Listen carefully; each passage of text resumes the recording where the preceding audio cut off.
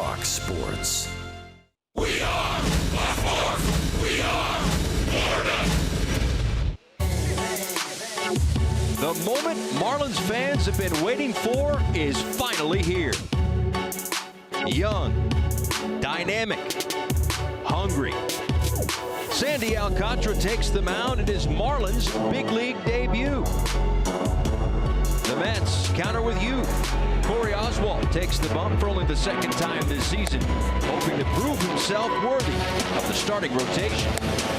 It's a Friday night NL East showdown between the Mets and the Marlins. Sit back and relax. It's time for baseball on Fox Sports Florida. 'Cause now we taking over the game. Taking over. Yeah, we taking over the game.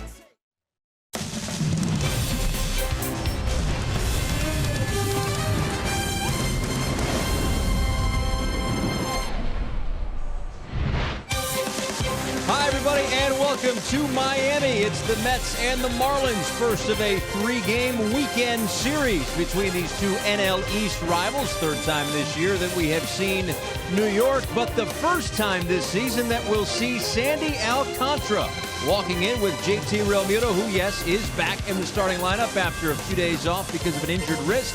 But the story today is the Marlins' debut of Sandy. With that, we say hi again, everybody, and welcome inside the broadcast booth. Paul Severino and Todd Hollinsworth. Of course, a lot of moves made in the offseason, a lot of talk nationally about who left Miami, but how about the guys that came back? One of them, the key piece of that Ozuna trade with the St. Louis Cardinals, is on the mound tonight, Sandy Alcantara. Well, and I think the Marlins are excited, his teammates are excited, we're excited, and all of Miami should be if you're a Marlins fan to see velocity tonight, 98 to 102. I certainly saw him in spring training. All sorts of velocity, and I think it's going to be on display tonight. Listen, this is a very confident young man. I think at the end of the day, he's going to have a pretty good one tonight. Now, we had thought coming into this series that it would be Jacob deGrom on the mound for the New York Mets in the opener, but he has left the club to tend with some family issues, so he will be back tomorrow, but in his place is Corey Oswalt. Well, Oswalt's got some mixed numbers at AAA, but again, not making his big league debut, but making his first big league start, so it's understood. As you see right there, some video from earlier this season against the Cardinals. He's got good stuff, but at the bottom, end of it all, he's also making his first big league start. And it's the first big league start for Sandy Alcantara, as we mentioned before. 14 starts at AAA, and the question will be, how can he translate that to the major leagues? We've heard from the team this week. Temper your expectations, but long-term, a lot is thought of this young man. Well, that's right. He's got one of the better fastball velocities that we saw in spring training, certainly even last year in that short display that we saw, with the St. Louis Cardinals. That's who he is. He's got it right there. You see it up on the board, 98.2 miles an hour. You're going to see a lot of that tonight. I know that the pie chart tells you a little bit of a different thing. I think you're going to see probably 80% fastballs tonight as JT Realmuto simplifies things for the young Alcantara. A fastball, a slider, a changeup. That's how he used it in his big league career last year out of the pen with the St. Louis Cardinals. How will he use that arsenal tonight? And how will this man walk him through his first big league start? JT Realmuto is back, as are we, after the break here in Miami.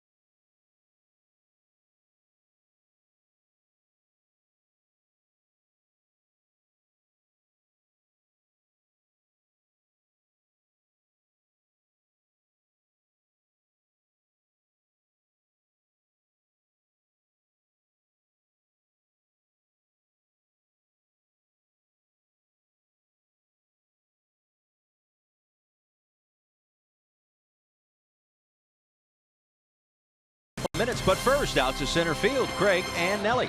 Thank you, Paul Severino. Yeah, exciting night certainly for Sandy Alcantara Marlin fans. All of us getting ready to watch the top prospect make his major league debut as a starter. He has pitched out of relief for the Cardinals in a September call-up situation last year.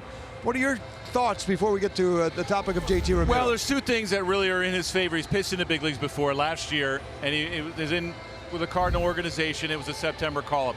So that takes away some of the nerves. Yes, it's making your first major league debut, or first Marlins debut, but he's also full of confidence. This guy wants to be here. He wants to prove to everyone, I belong in the major leagues and I'm not going anywhere. I'm staying here for a long, long time. So those two things are outstanding, and I think those play in his favor. You got to like that. You got to like the confidence. You got to like the fact that maybe the butterflies are out, and maybe we're making the big deal out of it, and he probably isn't. Well, it is a big deal for the Marlins, no doubt about it. JT Romero, here's another big deal. He'll be back in the lineup tonight. Well, it's good to see he missed the last 4 games against Arizona with the wrist injury after in Colorado. That last game, he got hit by a foul tip. So it's great to have a veteran guy and a veteran presence, especially catching Alcantara for the first time. Missed the last 4 games. We had him mic'd up as well during batting practice. Take a listen. I'm mic'd up, just let everybody know. Don't say anything I wouldn't say. Feels much better. Feels much better than it did. Yeah. It's close. Dino, what's going on, man? How are you? How you doing? Good to see you. ¿Cómo está? How are you? Good to see you. What's up, buddy? JT. Nice to meet you guys. You guys enjoying batting practice or what? You wanna come out here and get some swings in? All right, Don Mattingly happy to pencil JT's name back in that lineup. He'll bat third tonight. The Marlins will face Corey Oswalt. He's in for Jacob deGrom. Sandy Alcantara will throw the first pitch of this ball game and of his Marlins career coming up.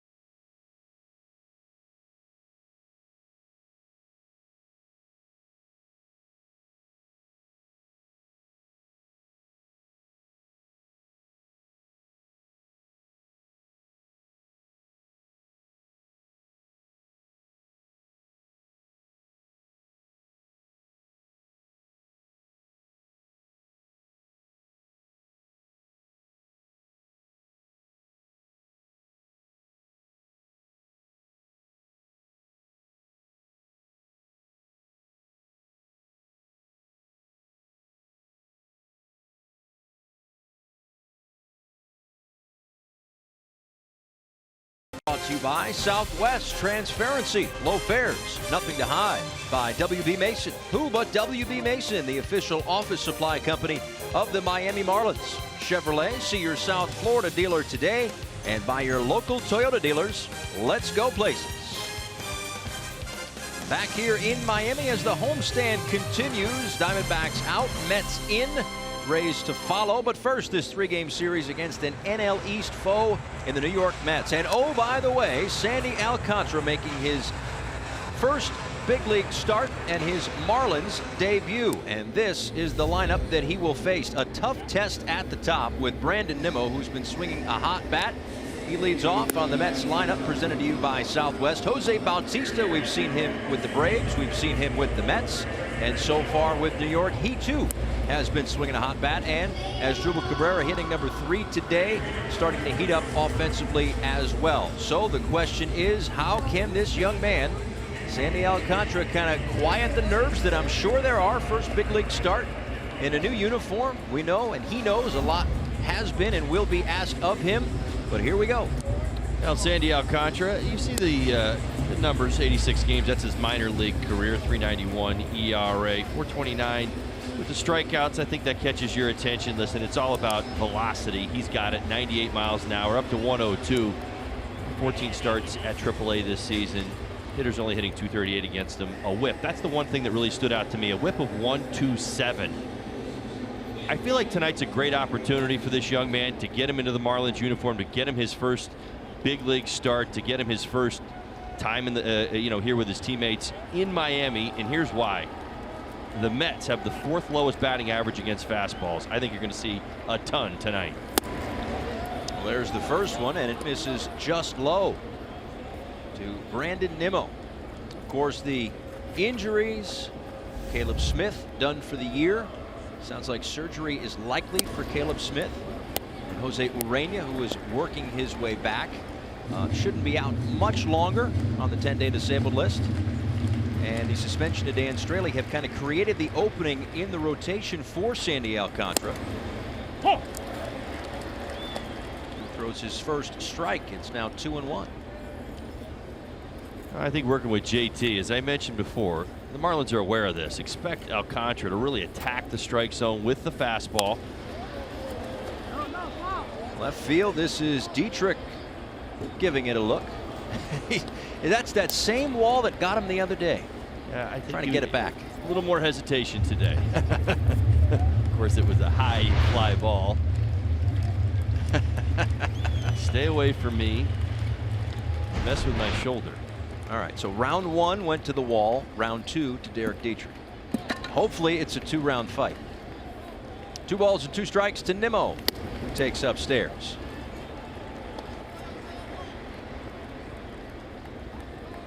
You know, at the same time, the Mets have been struggling big time. I mean, they've been struggling so bad. They've been struggling as much as anybody in baseball. So this is a tremendous opportunity for Sandy to kind of get it out of his system, kind of get after it. If there's nerves, let them happen. Try to win a game tonight. Let's go ahead and give you the defense for the Marlins behind Alcantara.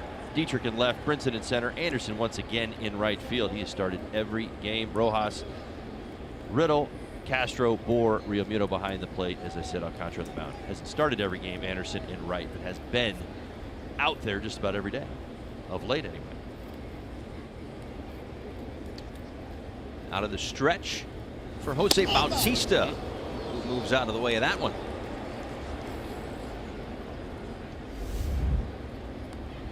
Two for 16 this year against the Marlins.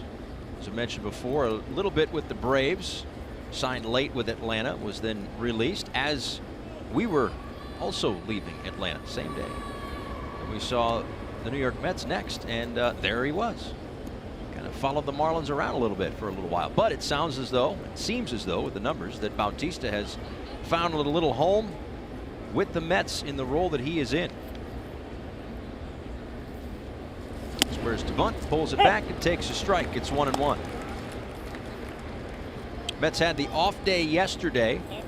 Just wrapped up a homestand, so they enjoyed a little bit of Miami. As I'm sure first-year manager Mickey Callaway is going to try to enjoy a lot of the off days. Lots and lots of certainly media in New York and lots of headlines with this team. And higher expectations for sure for New York than where they are currently playing right now. If you recall, when Mickey Callaway and the Mets came to Miami, last time they were here was early in the season. They swept a 3-game series from the Marlins, April 9th through the 11th. They then won a game against the Milwaukee Brewers on April 12th. They had won 9 straight games. They were 11-1. Since then, they are 21 and 45.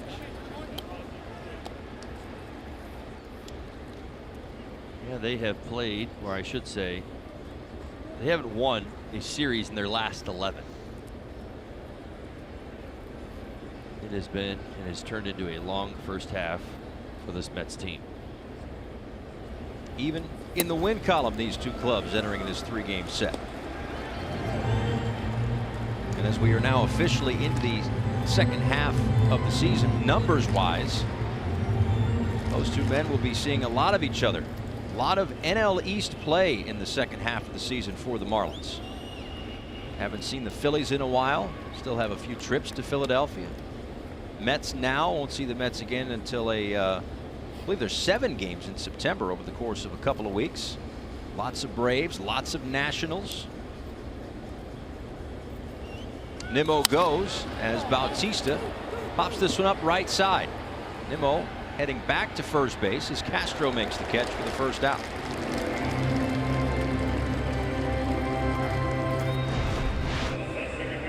So again, they were 12-2 in the first 14 games of the season, but it has been downhill since then, shaving a little more than a run off of their total per game. Their ERA has jumped up by 2. They had 8 wins in their first 12 against the National League East. They have 6 since. A lot of injuries, of course, with this team right now. They hoped to not get Cespedes back, but see Yoenis Cespedes as he was rehabbing in Port St. Lucie.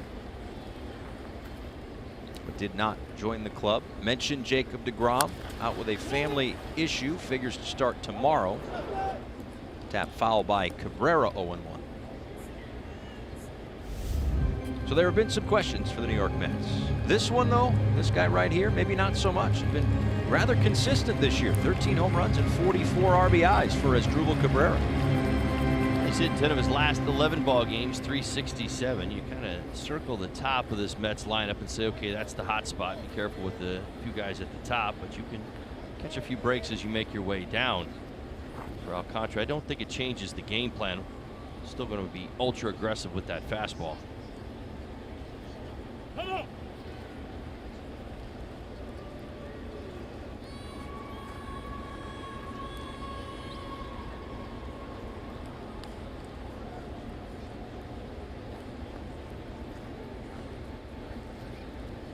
0-1 with Nimmo off of first base. That one outside, a ball and a strike.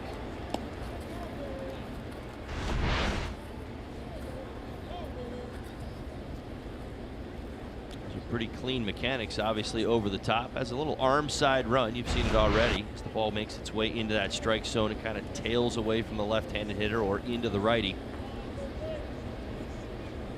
Marlins can playing Cabrera to pull on the infield.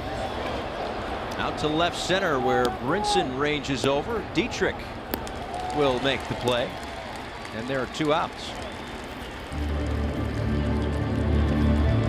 You saw the delivery on Alcantara. Of course, he is a tall drink of water, this guy. 6'4", he's 170, maybe even 6'5".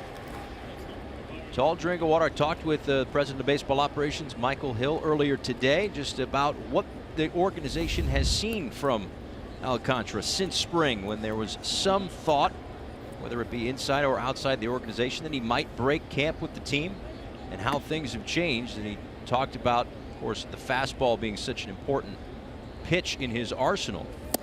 Fastball command a big deal, and to do that he needs to stay connected in his delivery.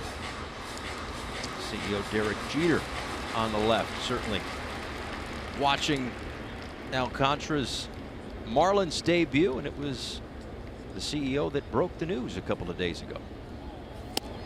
Outside to Michael Conforto, 2-0. Well, like so many of the Mets, really struggling at home, putting up much better numbers on the road. Comes into tonight's ball game, 289 on the road. Sit well here at Marlins Park throughout his career, 306. Find him in the 4th spot in this Mets lineup.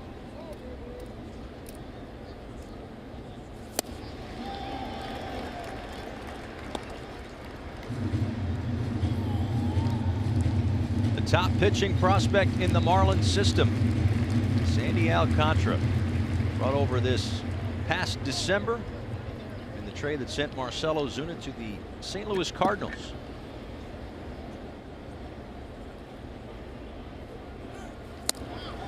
A good change of pace.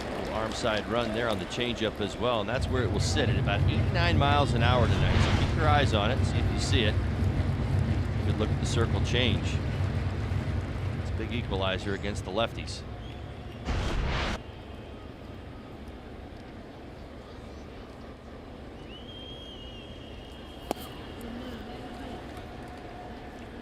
Goes to 3-2 on Conforto, and a head start for Nimmo at first base with Wilmer Flores on deck.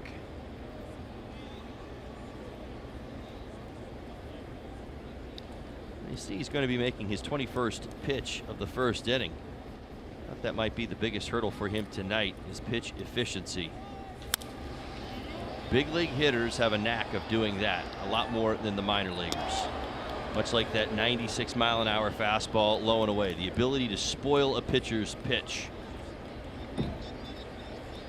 He's yet to give up a hit in the ballgame. Obviously the one walk, but again you see the pitch count. This will be 22. Expect the Mets to do more of this throughout the ballgame. Another payoff pitch to Conforto. On the ground, Bohr makes the play. And outside of a leadoff walk, Alcantara sets down the next three to the bottom of the first here at Marlins Park.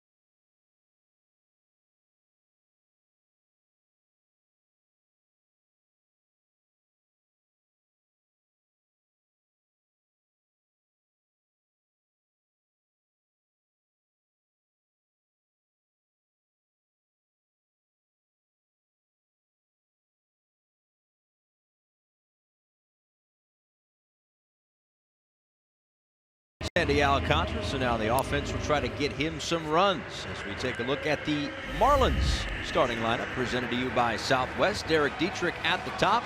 Brian Anderson in the #2 spot, hitting .293 on the season, and his 24-game on-base streak snapped yesterday afternoon. And the good news for this lineup and for the Marlins in general, JT Realmuto is back. He missed the series against the Arizona Diamondbacks.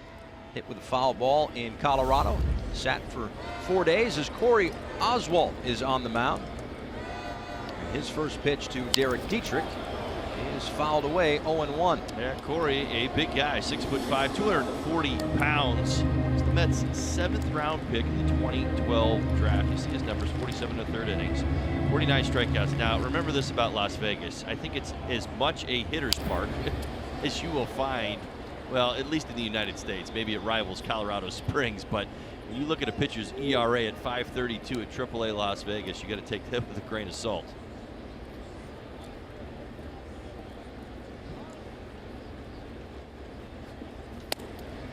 Ball and 2 strikes to Dietrich. Over the course of his last 41 games, has a .355 average and an on-base plus slugging at 1,013.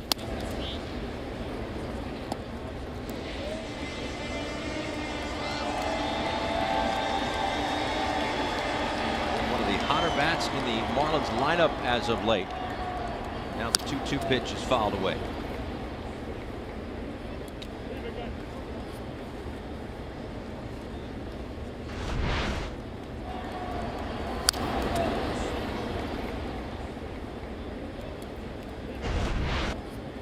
Dietrich this year 9 for 21, a home run, 3 RBIs against the New York Mets.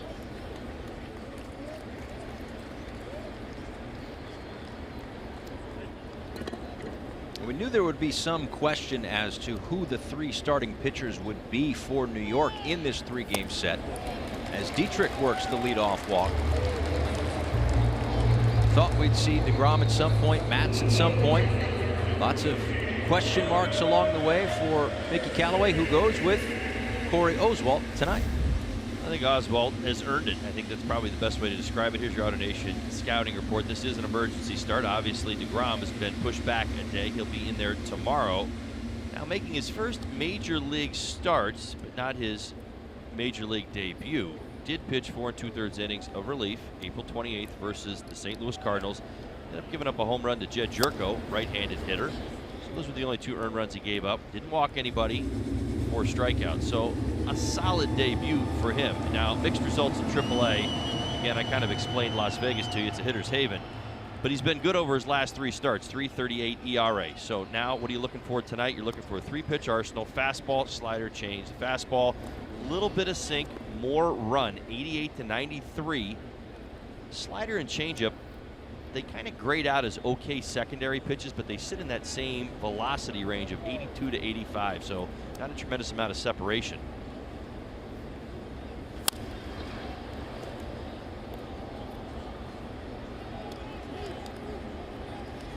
Anderson 0 for 4 yesterday, as I mentioned, did not reach base, so a career-long and team season-high 24-game on-base streak was snapped. In fact, the longest by a rookie in the big leagues this season. Brian Anderson, 3rd most hits with 2 strikes. To third, Frazier to second, and they will go around the horn. Slick double play turned by the New York Mets, starting with Todd Frazier over there at third base. Well, Anderson got a late break out of the box. A little hesitation there. Might have cost himself a couple of steps, but you see Frazier, that little jump throw he made to second base, able to turn the double play. I think that step out of the box is what ultimately cost him right there. I didn't think they had a prayer on that one. Yeah, there's a bit of delay. I don't know if it was the foul ball or he thought maybe it hit off the front of his shoe. Sometimes that happens, but just didn't get out of the box clean. And Frazier again over there at third. On the short hop to retire JT. Through 1. Mets and Marlins scoreless.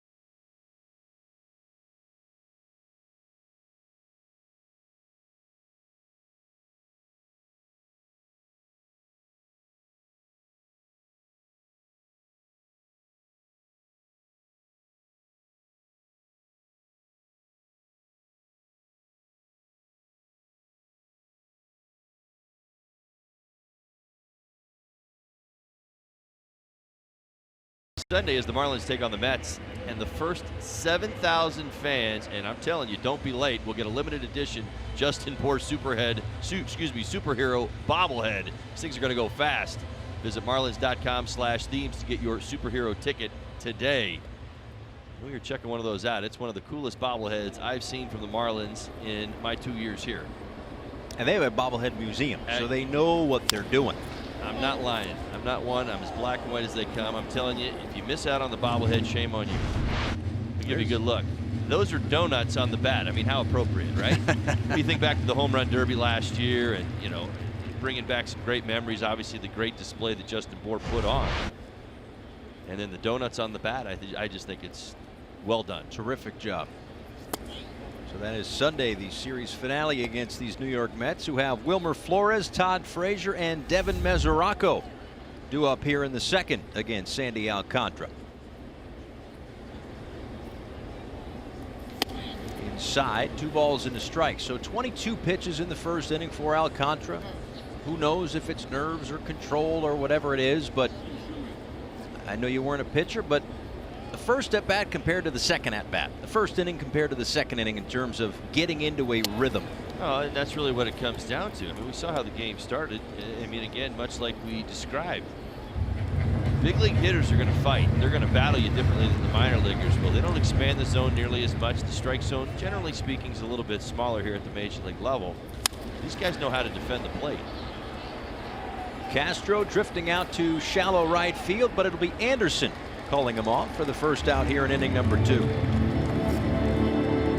A couple fly balls, 5 batters into this ball game. I'll tell you what, we've had some good communication on defense right there between Starlin Castro and Brian Anderson. Good to see it between Dietrich and Brinson in the outfield as well in the first.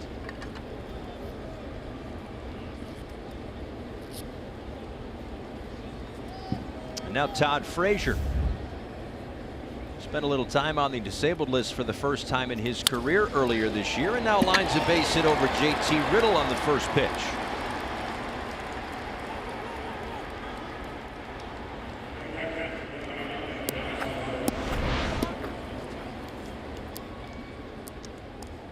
Now that pitch at the belt, I can promise you this, Alcantara does not want to live there or higher. Most big league hitters hunt anything above the belt. Base hit for Frazier, first of the night for the Mets.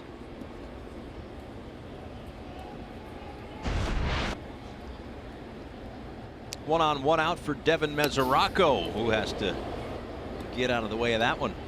A ball and no strikes. We've seen this a few times here in his first 29 pitches. I mean, again, I talk about easy takes and pitches that serve purpose. I mean, these are not pitches that, you know, other than get the attention of the Mets hitters, really do a whole lot. They're not chase pitches. They're not borderline pitches. They're easy takes.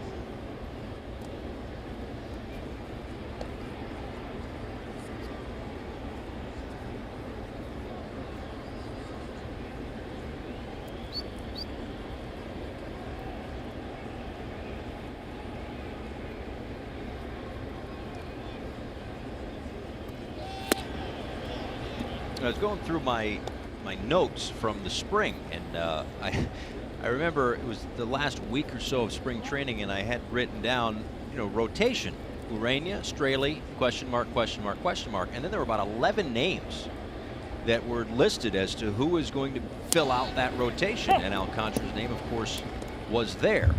That was with a week or so left in the spring, maybe 2 weeks. So he goes down to the minor leagues to kind of refine some things, and that's what we've heard, and really what the Marlins wanted to do for Alcantara, with Alcantara. As this one is popped up to Rojas right on the foul line for the second out in the inning. They really just wanted to fine-tune some things. Yes, the fastball command and all of the actual pitching stuff, of the throwing of the baseball, all that stuff, but there were also the little things in there, the PFPs, knowing the signs, holding runners.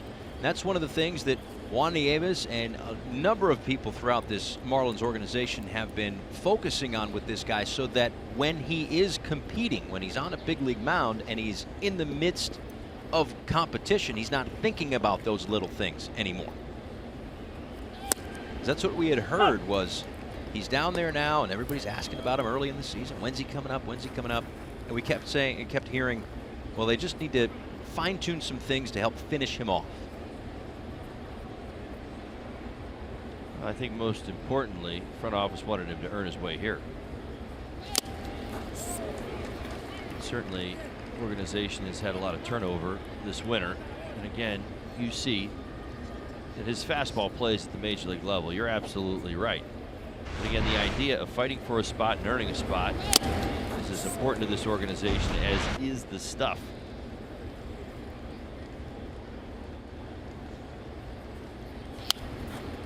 Ahmed Rosario fouls it right back to the screen.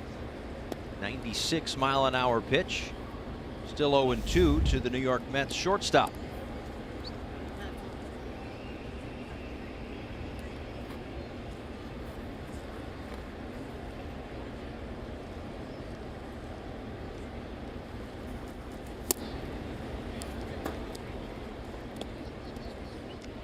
Rosario struggling this month, only 211, 23 games.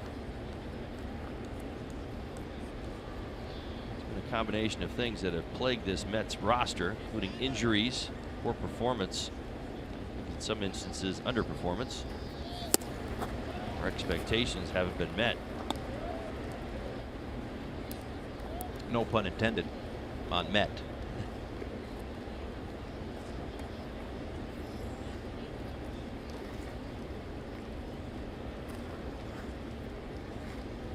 Todd Frazier with a base hit leads away from first. The 2-2 to Rosario misses low. And Frazier will be off with the 3-2. Corey Oswalt waiting in the wings.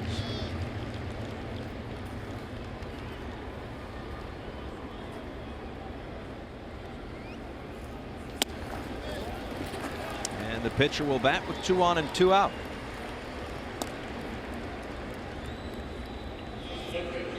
Second walk tonight for Alcantara. After a couple secondary pitches at the bottom of the zone, that fastball sailing up and in once again. That arm side is what he's going to have to figure out. Not only here in the top of the second inning, but as the lineup turns over once again.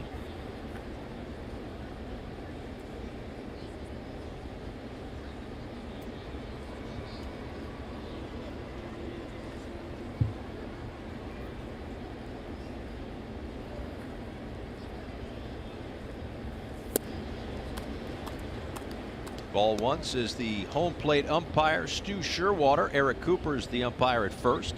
Gary Cedarstrom, the crew chief, is at second. And Corey Blazer, the umpire, at third.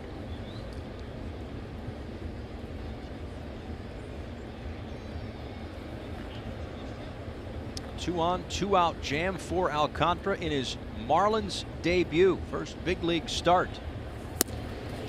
Throw to second base, and they got Frazier. Attaboy, JT.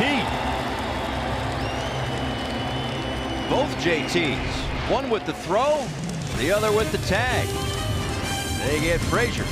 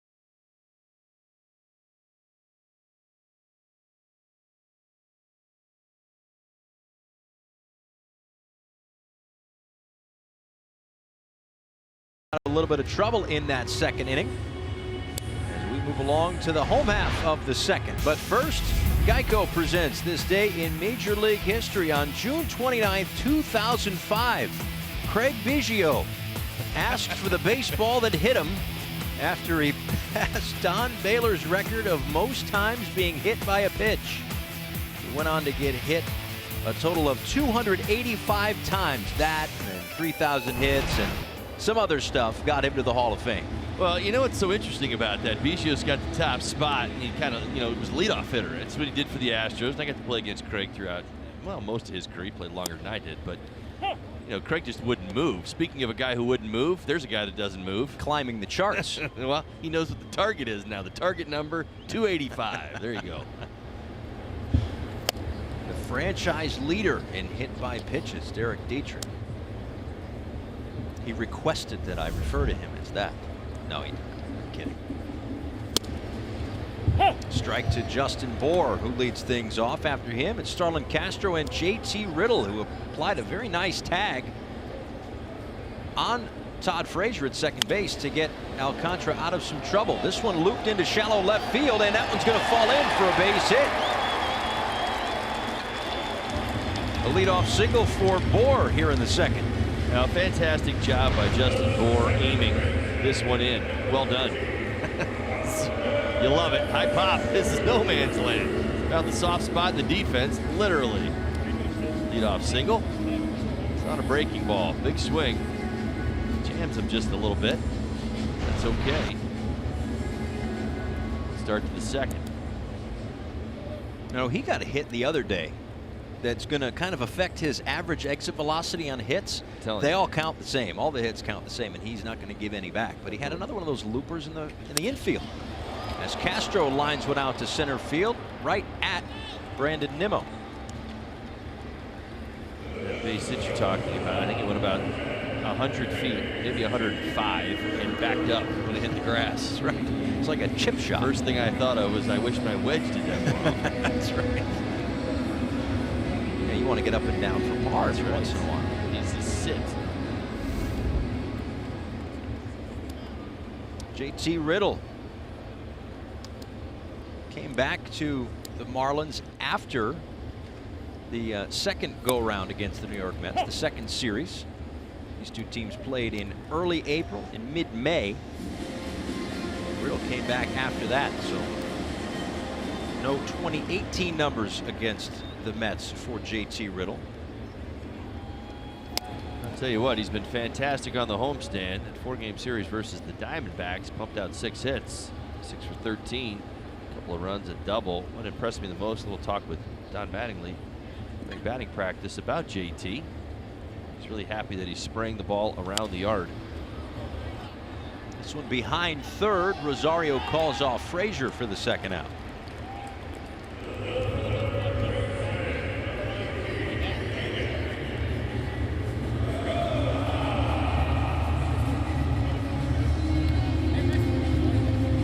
Steps Miguel Rojas. 6 hits, including a home run against New York this year. One of his 7 homers. Last 10 games for Miggy, hitting .406, 13 for his last 32. A double, 5 RBIs. That's on the heels of a 2 or 3 week stretch where he was really just kind of battling, never let it affect his defense, but was battling at the plate to figure things out. And the last couple of weeks he has.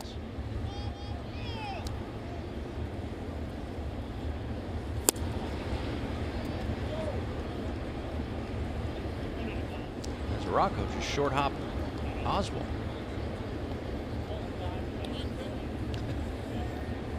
Oswald didn't really catch it too well either. First thing I thought of was that this kind of explains where the Mets have been over the last couple of months right now, right? Struggling. Boy, oh boy.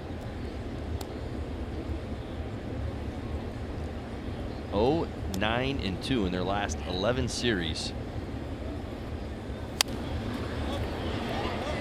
Popped up behind home plate. Mesoraco will run out of room.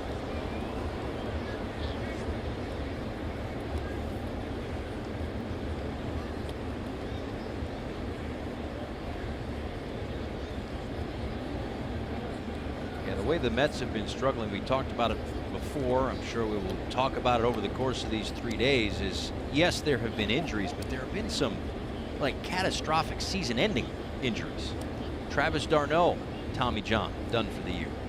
Juan Lagares, toe injury, done for the year.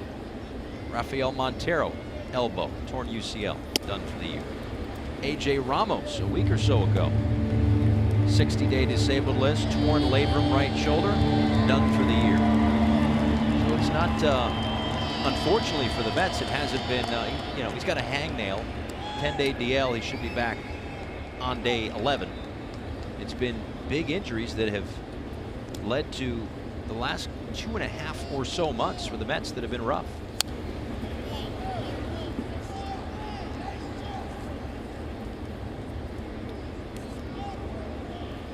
Those are just the season-ending injuries. That doesn't even include the Jay Bruce, who should be back in a week or so. Yoenis Cespedes, maybe middle of July. Noah Syndergaard, early part of July.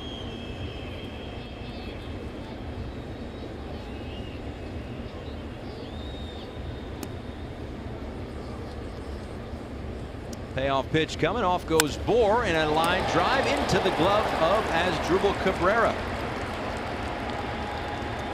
Hit it sharply, but right at the Mets second baseman. Scoreless through 2.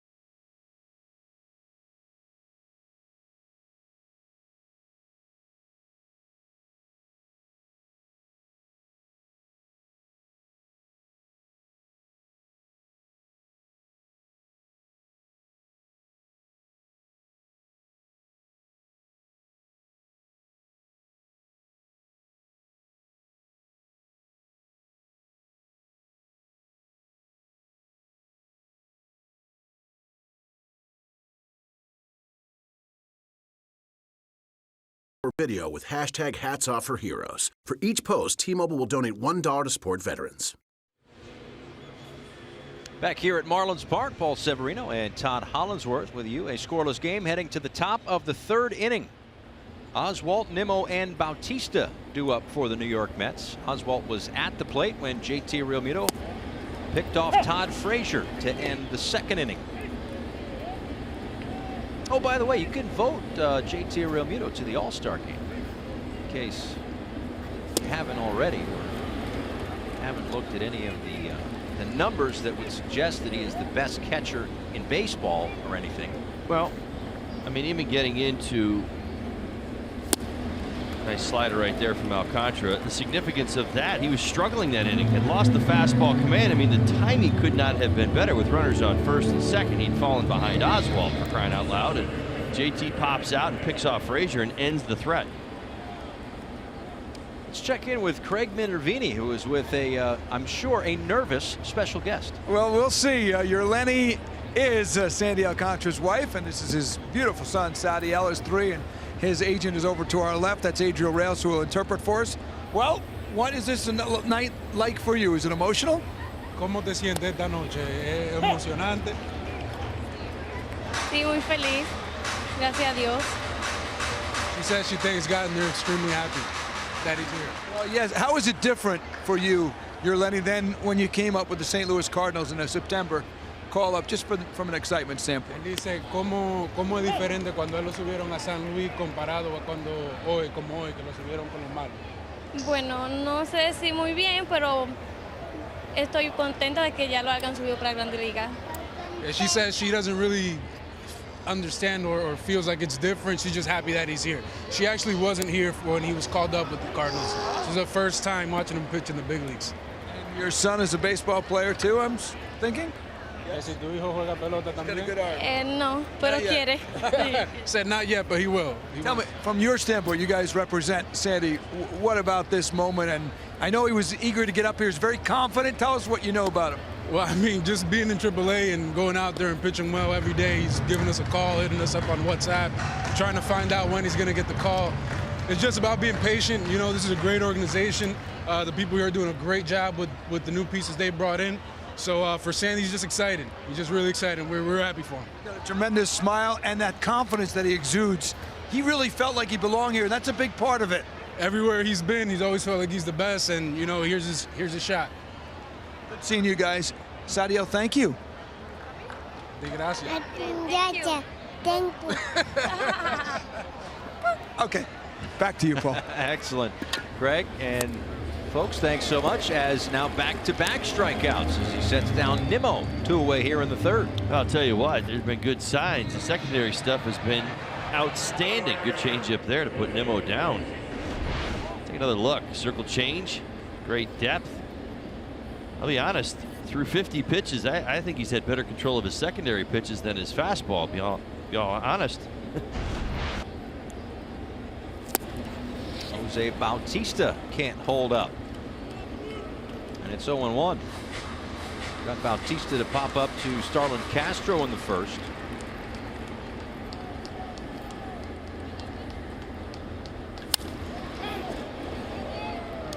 That Miggy, just smooth defensively. Look at that, right off the wall and into the hand, bare hands, and great job.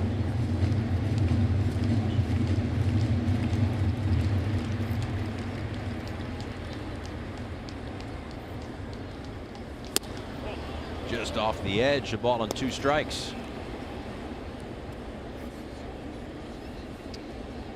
This is not including tonight, but last year out of the bullpen for the St. Louis Cardinals. The fastball heavy. Check over at first. No swing, says Eric Cooper. 2-2.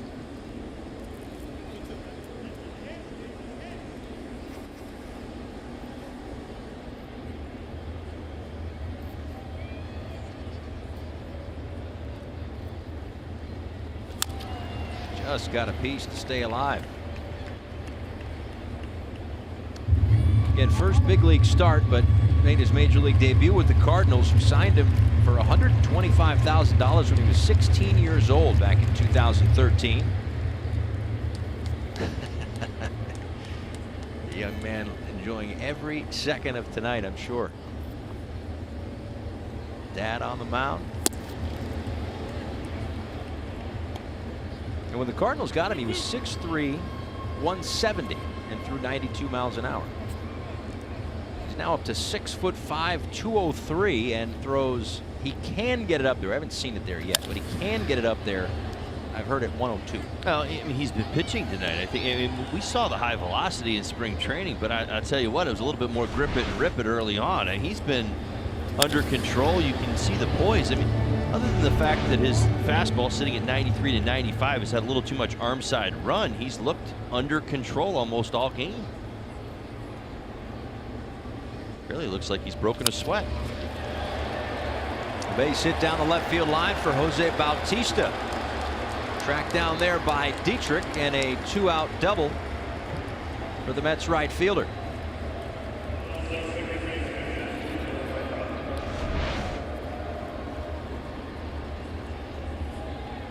He continues to go in on Bautista. We've seen Bautista launch a couple foul balls here at Marlins Park tonight pretty impressively. Getting into pitches off the plate, does once again. Kept this one fair, easy stand-up double.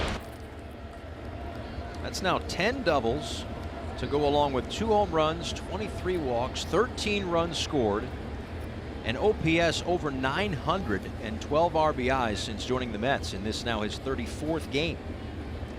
He's certainly been highly productive for this Mets ball club.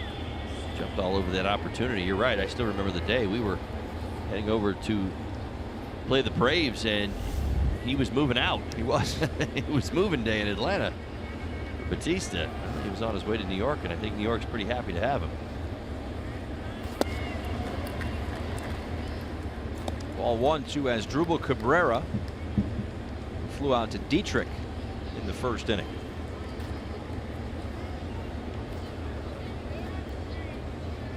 Next pitch will be number 60 for Alcantara. 259 with runners in scoring position.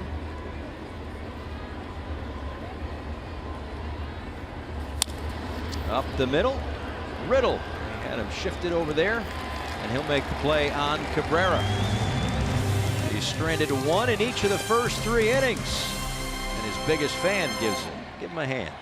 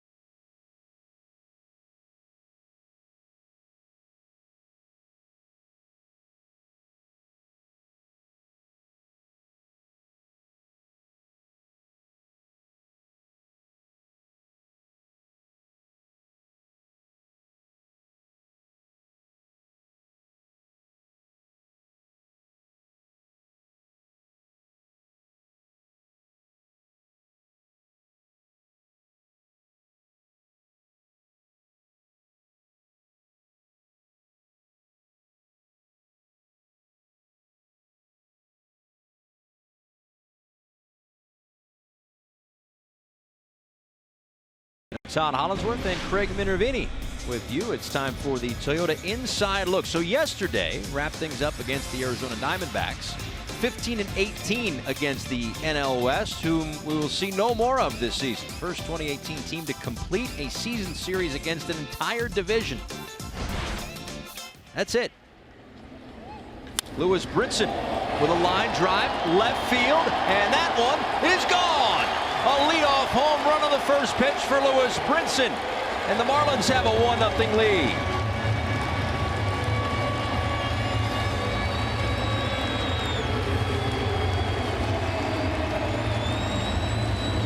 The 10th home run of the season for Lewis Brinson. I'll tell you what, this is pretty impressive stuff, Paul. It almost looks as though he decelerates through this swing with the idea that, you know, he was out in front. Watch his swing. It's almost like the tempo. Yeah, look at that extension. He kind of gets to it before it's there. I mean, that sometimes is the byproduct of going into the cage and working on hitting 98 a little too much. You see 90, 91, and it looks a little bit too slow. But great swing right there as he gets good extension. 403 feet, 107 miles an hour off the bat. Inside to Alcantara, a ball and a strike. Well, that's the thing about Brinson. When he gets it, it goes a long way, and he's got that kind of strength that even when he doesn't get it, it can still go a long way. Oh, yeah, he can definitely hit some mistake home runs. I mean, that's not necessarily a clear example of it, but I just was so impressed. Like, the extension that he had to go get on that first pitch, he made that look real easy.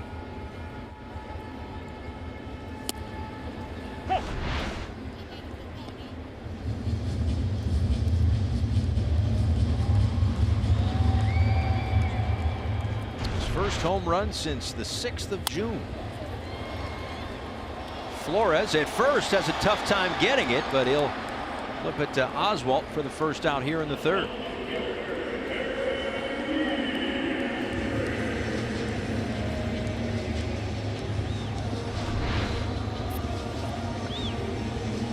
I'll tell you what, I think Alcantara surprised everybody. Flores was thinking probably could come this way, but bobbled it 2 or 3 different times, still able to get over to Oswalt. See, he's kind of backing me up. Remember how I told you I played first base, like knock it down and flip it to the pitcher? Just keep it on the infield dirt. Got the most time over there. That's what he right? did. There you go. The most time. 0-1 to Derek Dietrich, who walked in the first inning.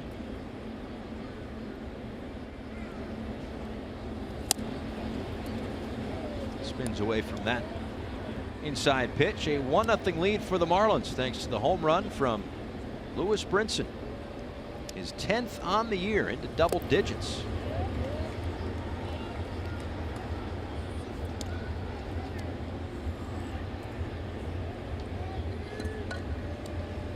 The RBI for Lewis is 13th in the month of June,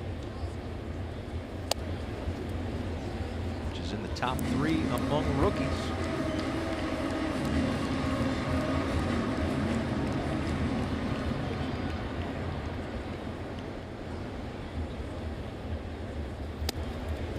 And another walk for Dietrich.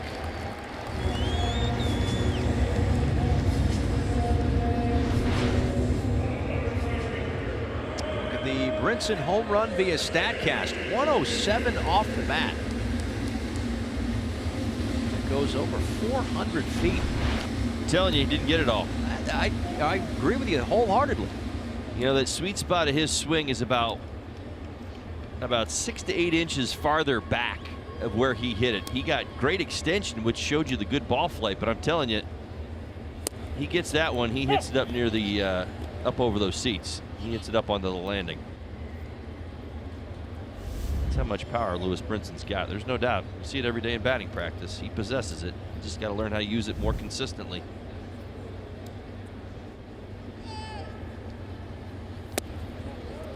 From one rookie to another. Brian Anderson.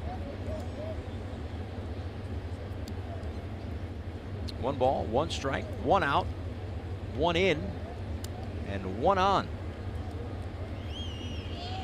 Runner goes, and it's fouled off at the plate.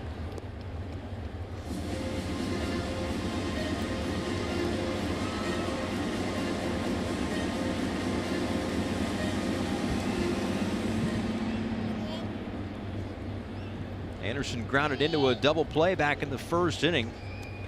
Chopper down the third base line, just about right at the third base bag. Todd Frazier able to get to it. Quick throw to second. And the Mets went around the horn for the 5-4-3 double play. The 1-2 now is in the dirt, blocked by Mesoraco. 2-2.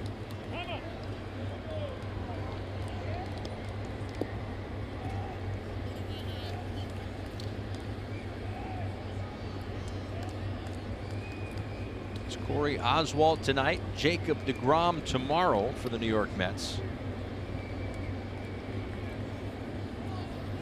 And then on Sunday afternoon, Steven Matz.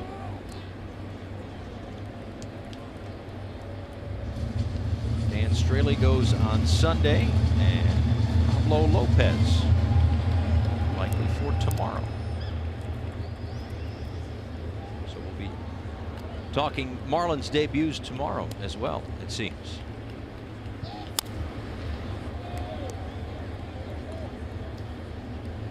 Kind of see the game plan against Anderson tonight. I'm sure the Mets have game planned him well for the first 3 months of this season, really trying to stay in his hands, force him to pull the baseball a little bit more. We know Anderson so many times, especially with 2 strikes, really likes to go up the middle, stay inside that baseball, and try and go the other way.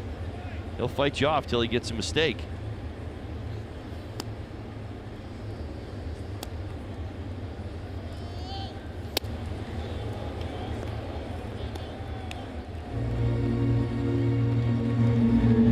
See him choking up, and you can, if you watch enough of his at-bats, and you noted it before with the 2-strike hits that he's had, there is a blatant 2-strike approach and almost a shame in striking out for Anderson. At least in this day and age. Here, he hits it through the right side. Cabrera, with the runner on the move, was heading to second base to cover the bag and hit him where they ain't. Brian Anderson. Over to third goes Dietrich.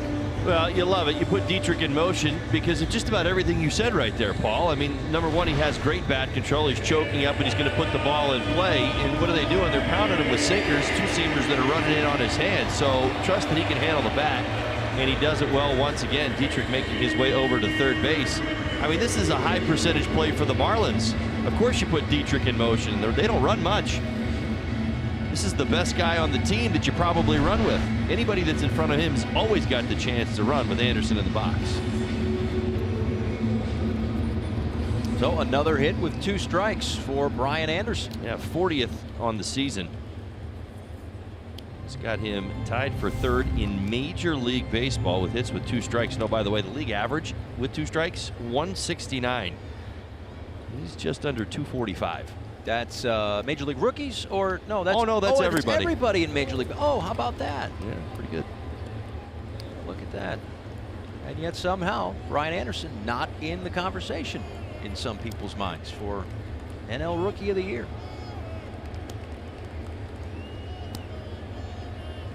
First and third for JT Realmuto. That one low. 2 balls and no strikes.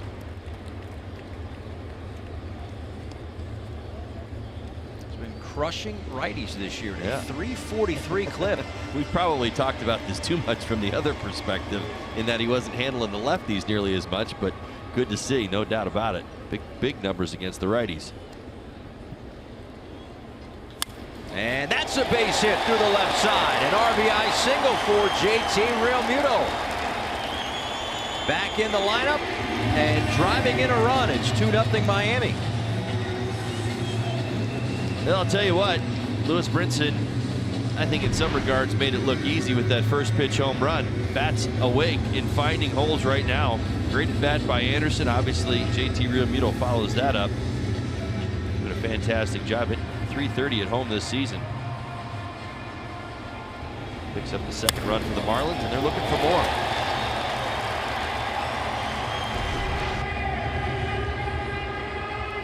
Runner on third and less than 2 outs. How about that percentage at 80%?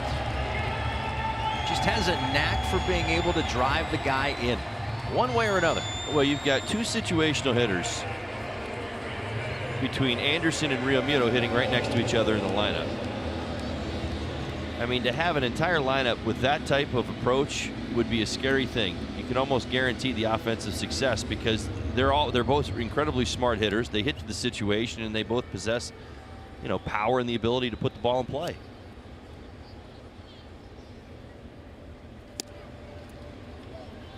Inside to Justin Bour, who got a base hit in the second inning.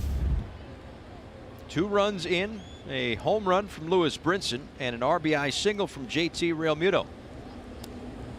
Now 2 on and 1 out. A chance to really dent the scoreboard here for the Marlins against the youngster Oswalt.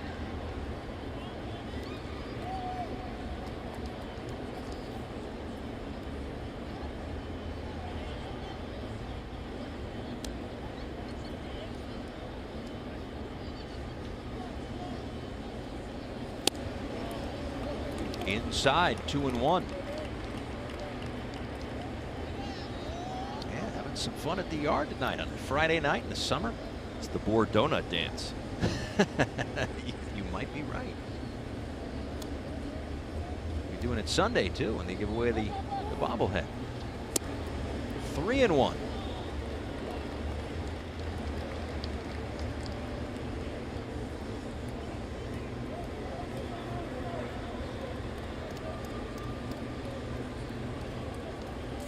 Pretty efficient the first 2 innings, but the Marlins have made Oswalt work here in the third. And now 3-1. Good cut.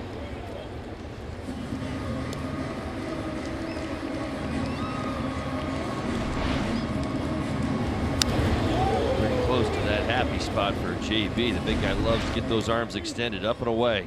I've seen him do it all season long. He's done it to the Mets a couple times already this season. That same quadrant of the strike zone. Swung on and missed for the second out of the inning. Hey, Marlins fans, now you can stream games live on your mobile device with Fox Sports Go, presented by Coors Light.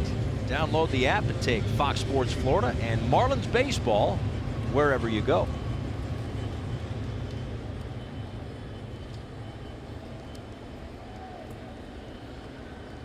Starlin Castro with 2 on and 2 out.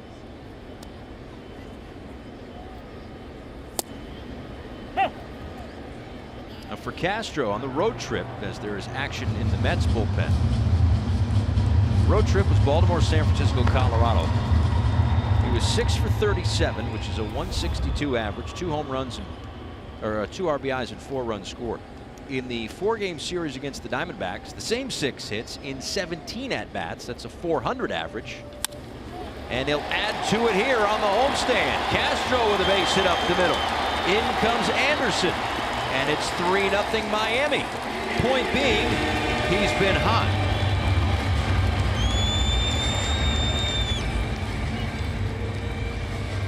Well, we certainly watched Starlin Castro in a very deliberate approach in Colorado, really trying to stay inside the baseball, not get too quick on that front side, and you've seen that picking up his 7th hit on the homestand.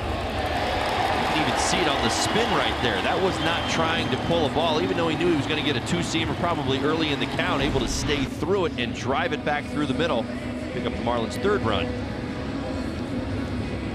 All about approach with Starlin. Thinks big field, big part of the field, line to line.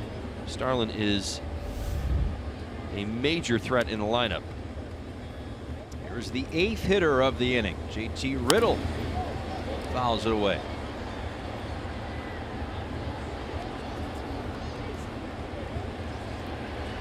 A couple of home runs to left. Seen some base hits to center, a couple to right as well for Castro. Safe to say he's back.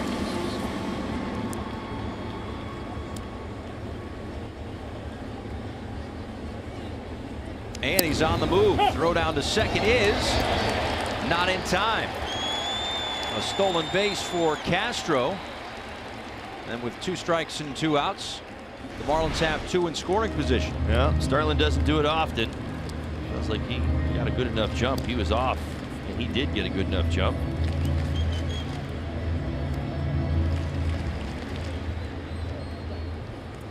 Fourth stolen base of the year. Against no caught stealings.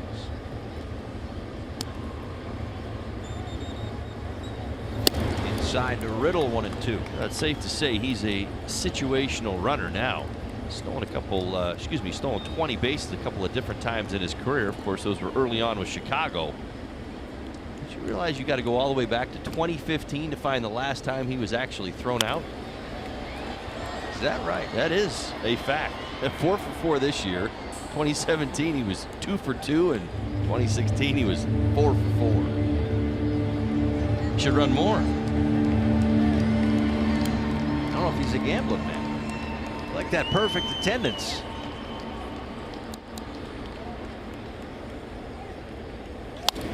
And Riddle in the air, right field. Back is Bautista. Gone! A home run for JT Riddle. A 3-run shot at 6-0.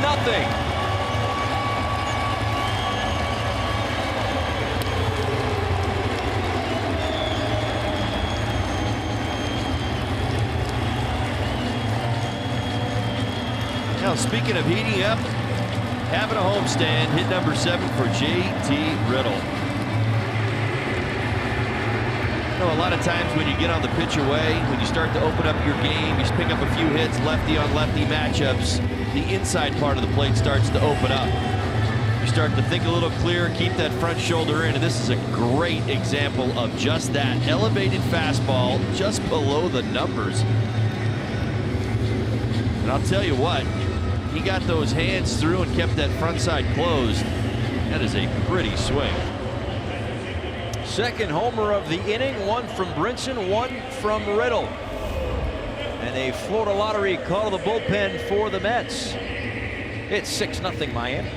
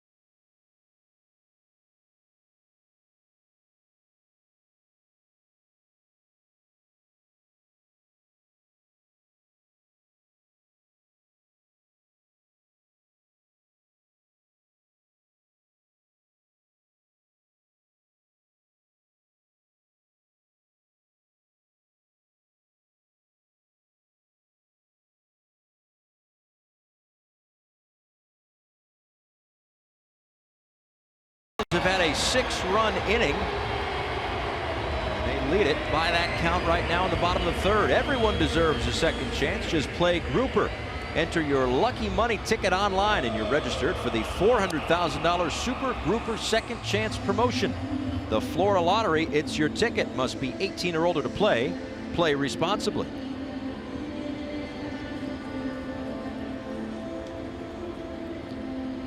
It's a 5 or more run inning for just the 4th time this season for Miami. As I mentioned, there's 6-run innings. The other one was May 20th against the Braves. Well, when you look at a stat like that, you also realize that typically, you know, insert 3-run home run, insert grand slam, or something like that.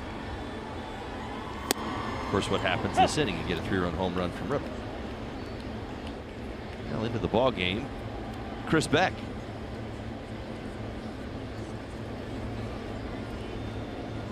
Two and 2/3 from Corey Oswalt.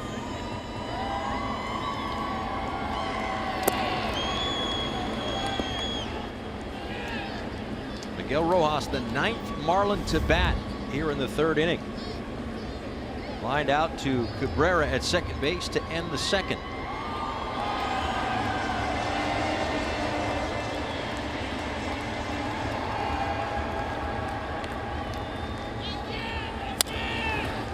Ground to Frazier at 3rd.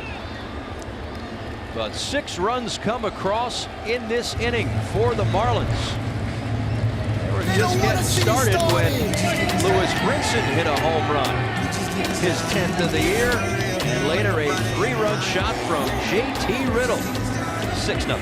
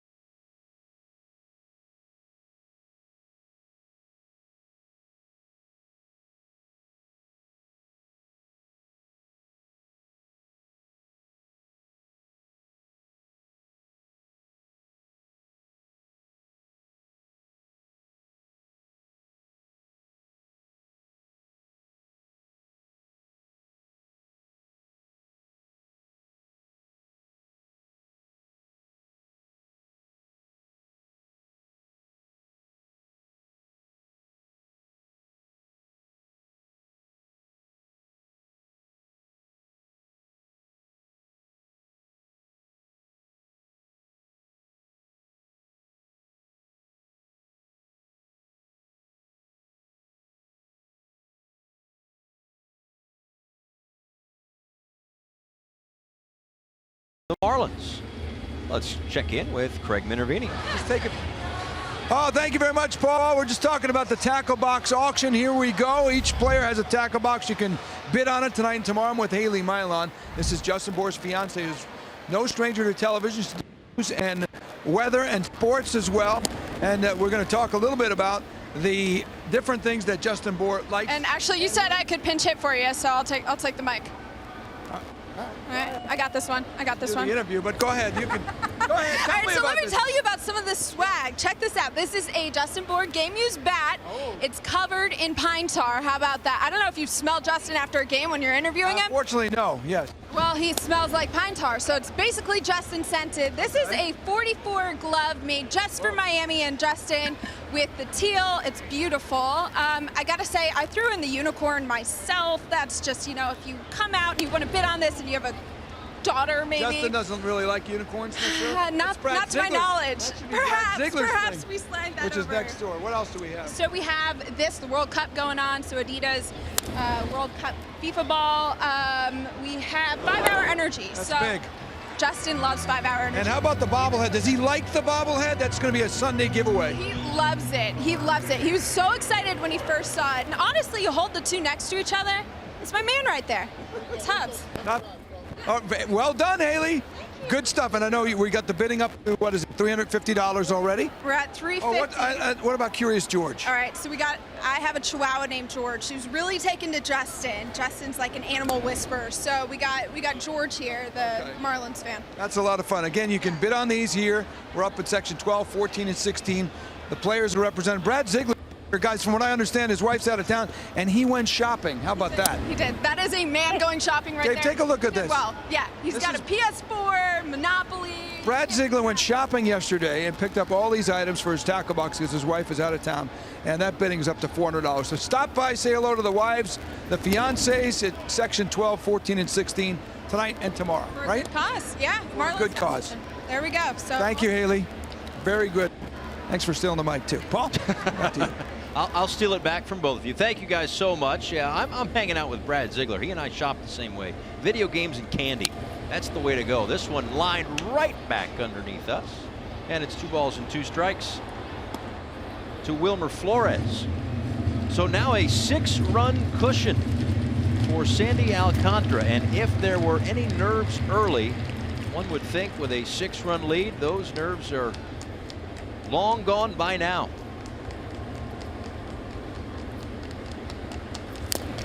Swung on and just got a piece of that one. His wife on the right, son there too. All watching his Marlins debut.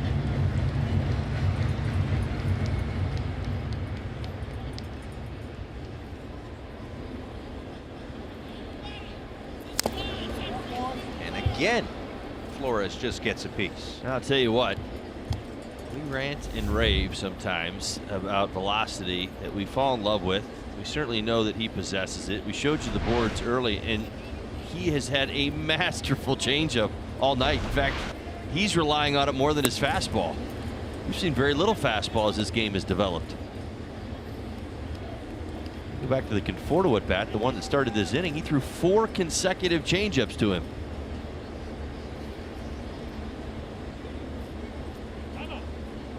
That's been the other thing. I mentioned the signs and the holding runners and the PFPs, all the other little things, but just in terms of the learning to pitch as he walks Flores, that's kind of been the other thing. I mean, the velocity that he's got, high 90s or triple digits, yeah, he could probably blow guys away all night long and rack up 15, 16, 17 strikeouts if he really wanted.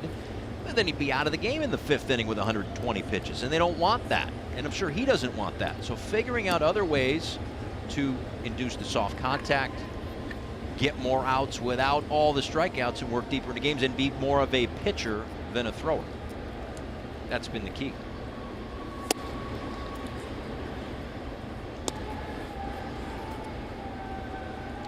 Toyota trend shows us the most rookie pitchers used this season. Marlins and the Tampa Bay Rays at the top of that list, with Alcantara being number 11.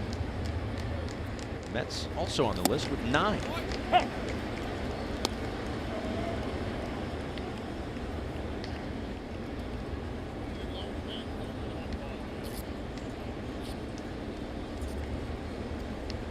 Callaway has already taken out his starter. Corey Oswalt. As Frazier sends one high toward left center field. Brinson, a step or two in front of the track, makes the catch.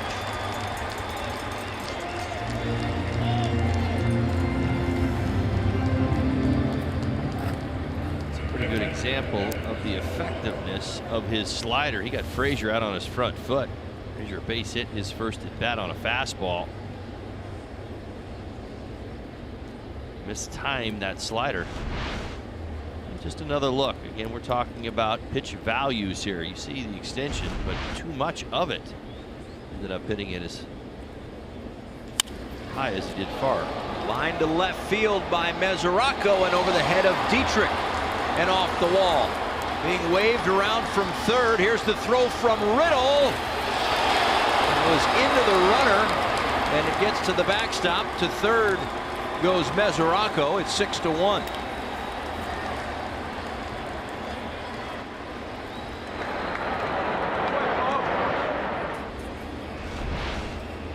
Well, a rocket off the bat of Mesoraco. This did have a chance to go out.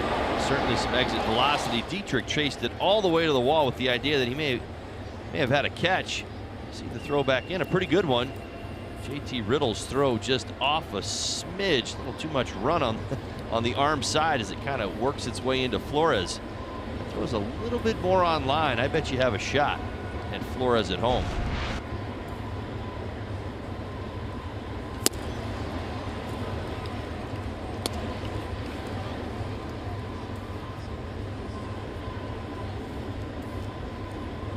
An RBI double for Mesoraco, moves to third on the throw. And it's 2 balls and no strikes to the shortstop Ahmed Rosario, who walked in his first plate appearance in inning number 2. Something he hasn't done much of, just his 9th walk of the year.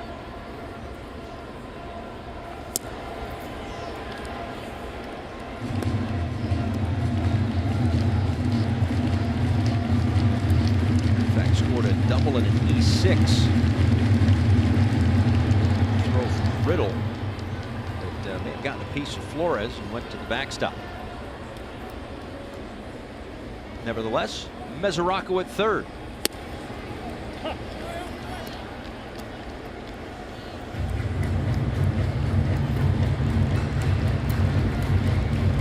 Three walks issued, 2 strikeouts for Alcantara tonight.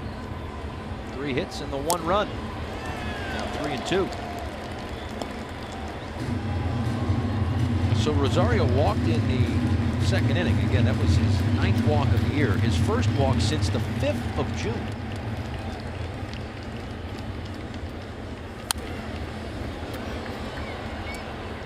You're pretty much telling me you got to try to walk him. Yep. He doesn't want to walk. He's not trying to walk. You've got to be the one that makes the effort, right? Keep it out of the zone. It's like a 14-month-old. He doesn't want to walk, he wants to run. That's right.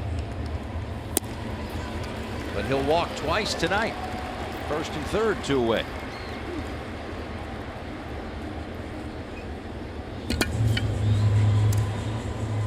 And out to the mound goes Juan Nieves. Just a quick briefing. He's going to give Alcantara as much on Dominic Smith, who's coming to the plate now, is being, yeah, he is making his way out there. There you go, kind of, sort of, maybe. I believe he's been announced as the pinch hitter.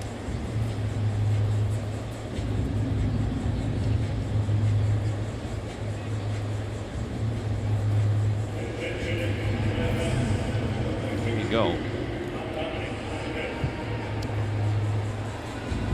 So it will be Dominic Smith. Highly touted prospects in the Mets system.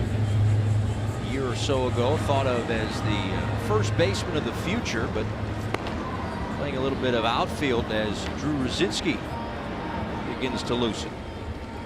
Next pitch will be number 85 tonight for Alcantara. Well, Dominic Smith 0 for 4 pinch hitting this season. Does have a couple of strikeouts, 2 for 8 in his career, with a home run. Came off Jim Johnson late last year. Some interesting numbers. Mentioned many times, this Mets team's really struggled at Citi Field, and the home road splits for almost all these hitters are incredibly lopsided. Same is true for Dominic Smith. He grounds one to Castro. And Alcantara is through 4. Strands a couple and has a 5-run lead.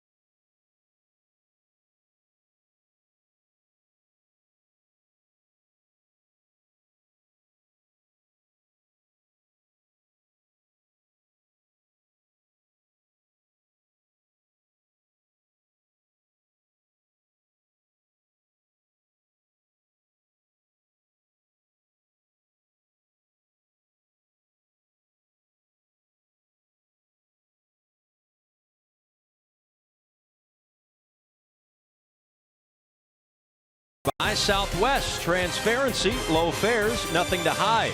The Cleveland Clinic, stiff joints, aches and pains, trust Cleveland Clinic, Florida, the #1 orthopedic care in Florida. And by La Lechonera, the original mojo since 1970. Paul Severino, Todd Hollinsworth, Craig Minervini, glad you're with us on a Friday night. Marlins on top 6-1. The Marlins debut of their top pitching prospect, Sandy Alcantara. Home runs from Lewis Brinson, a solo shot, a 3-run home run from JT Riddle, part of a 6-run inning in the 3rd. Tyler Bachelor is in to pitch. His line Monday against the Pittsburgh Pirates. That was his major league debut against the Pirates. Called from AA Binghamton same day. Let's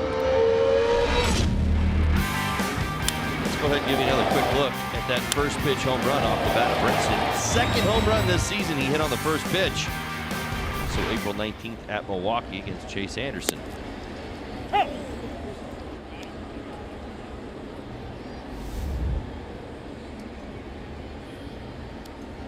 Again, 30 RBIs this season and 13 in the month of June for Brinson. Backs out of the way of that breaking ball. 2-1.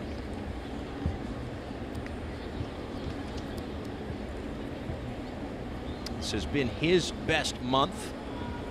In fact, the entire Marlins team has had a pretty good month of June. As Brinson down the right field line, and that one will fall in fair. They throw behind him, and he's in there safely, says the home plate umpire, Stu Sherwater, who was on top of the play because Eric Cooper, the first base umpire, had to see if this was going to be caught or fair or foul. Now, Brinson, a little bit of a drive down that right field line, being aggressive with that turn. Once Bautista picked it up, back picks him. You see Flores kind of work his way back around. See how this one's going to go. Called safe at first.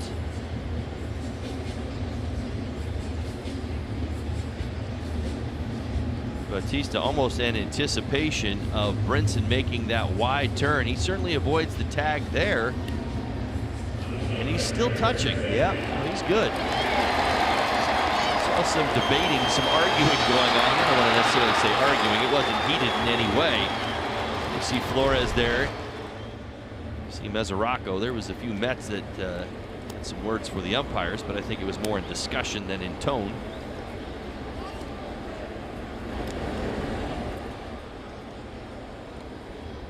So 2 hits tonight for Brinson.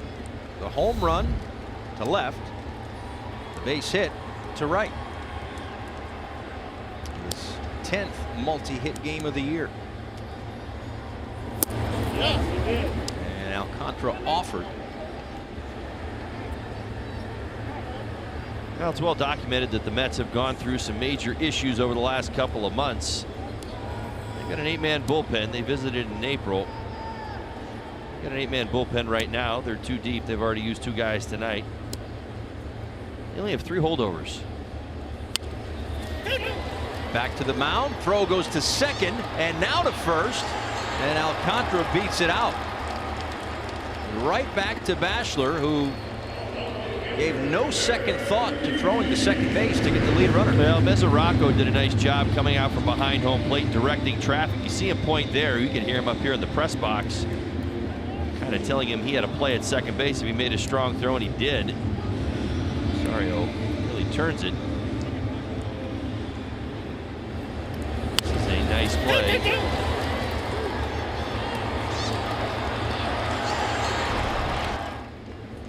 By Bachelor.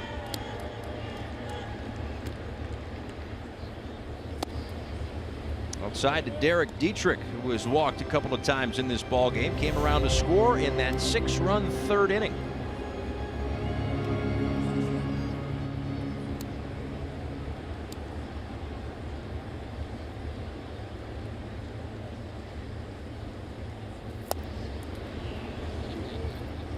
Yes, 3 holdovers in the Mets bullpen, meaning 5 new faces sent from the last time that the Marlins saw them in April. Only Familia, Blevins, and Gesellman were here in April. 5 new bodies. Talk about injuries. My goodness.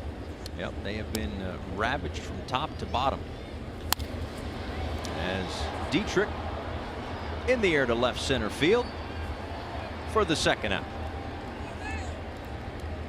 Are you ready for storm season? We are. See how you can prepare at fpl.com/storm. 1 on and 2 out for Brian Anderson. So Beck goes a 1/3 of an inning, throws 3 pitches, and you figure he'll be fresh for tomorrow.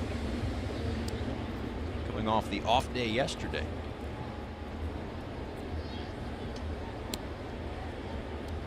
Anderson, a base hit and a run scored in the 3rd. Grounded into a double play in his first at bat.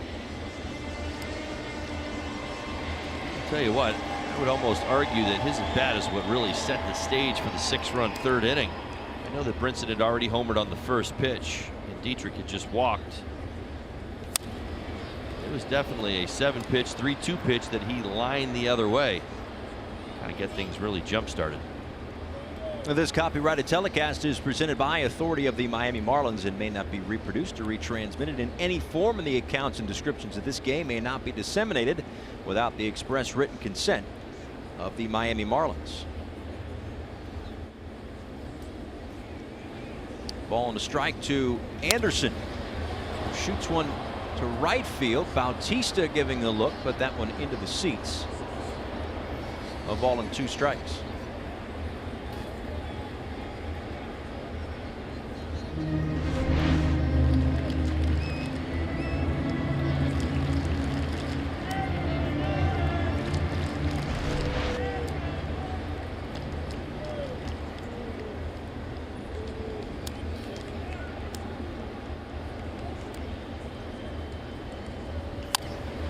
Chop left side for Frazier. And the inning is over. Through 4. Marlins in front by 5.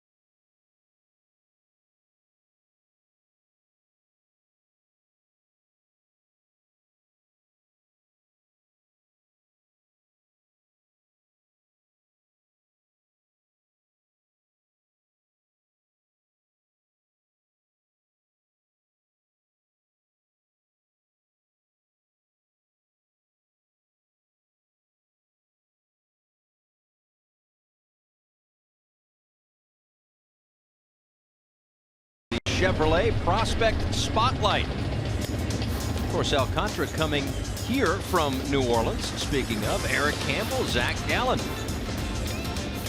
AAA All-Star Game selections, July 18th in Columbus, Ohio. That is the Wednesday following the Big League All-Star Game. The numbers for those guys. 34 runs scored, 49 RBIs for Campbell, who in fact used to be in the New York Mets system, and 78 strikeouts in 8 1/3 innings. That Mets fan looks like he wears that hat with pride.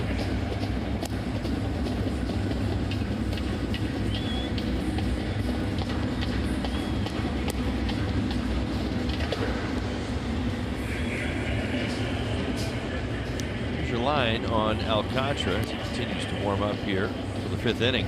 4, he's given up 3 hits. 4 walks certainly catches our eyes through 86 pitches. I guess this will probably be his last inning. We shall see. He did work 8 innings in a ball game in AAA this season. He was certainly pitching well and pitching actually rather long coming into tonight's start. Pitched into the 6th inning in each of his last 7 starts for NOLA. Well, people had asked Don Mattingly over the last few days, once we found out that Alcantara was going to make his Marlins debut here tonight, what are the pitch limits? Sometimes we figure, well, 85, 90, not even close. I mean, this guy was at 106 in each of his last 2 starts, 104. Been living in the high 90s, so he is stretched out and ready to go. There were no concerns of how far could he go just based on pitches. Right. But again, you have to factor in natural stress that I think comes into this. Sure. Even with a 6-1 lead, I think there's probably a heightened sense of awareness out on the mound as we speak. Another brilliant changeup. It has been a fantastic pitch tonight. Tell you what. Grant and Rave, I've said it a number of times coming in that we thought we would see 98 to 102, and it has been changeup after changeup after changeup. Up the middle for Riddle, who gets the speedy Nimmo for the first out here in the 5th inning. Second of this 3-game set coming up tomorrow afternoon. South Florida Honda dealers have you covered for Marlins Live pregame show. Craig Minervini and Jeff Nelson. One of the many things we'll be celebrating, Venezuelan Heritage Day. And it sounds like Pablo Lopez going to make the start. A Venezuelan native himself. So a special day all around. Another Marlins debut for a young farmhand. Ball and no strikes to Jose Bautista. Popped up and doubled. Now here's the thing with Alcantara. There's kind of two sides to this, right? Like the hope for the Marlins is that this is the first of him kind of finishing out the season with the club. Part of that's going to be on him, obviously. If you hope it doesn't happen. If he goes 5 starts and they're all not very good, well, he's not going to be up here that long, and we understand that. But the hope is that he is a part of this rotation the rest of the year. As he walks Bautista on 4 pitches. And looking down at the dugout, still going to stay out there. But that doesn't mean that there won't be some bumps in the road. And I think that was part of the delay, having spoken to people around the team with Alcantara, and the question of maybe he'll break camp with the club back in the end of March. Here we are toward the end of June, and he's making his Marlins debut. They were warned to temper the expectations from Don Mattingly the other day when he met with the media, that there will be ups and downs, as there will be with any player. I mean, he is 22 years old. He's not, Clayton Kershaw yet.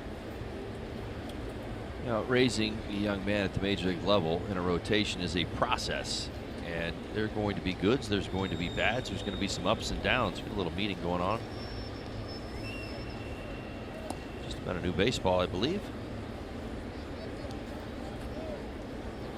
wonder if he got a little too much rosin on the ball, and if the second base umpire, Gary Cederstrom, told him to get a new one.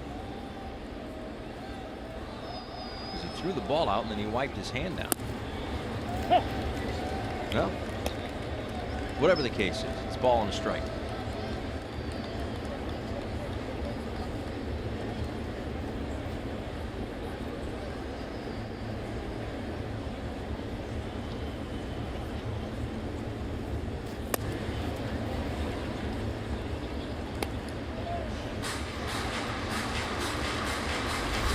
Cabrera, a fly ball to left field and a ground ball into the shift, grounding out to JT Riddle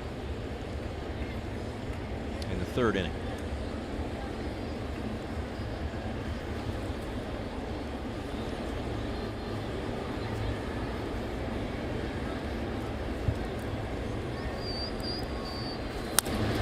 On the ground to Castro. 1, 2. And if Alcantara gives the Marlins just 5 innings tonight, he ends it on a 4-6-3 double play.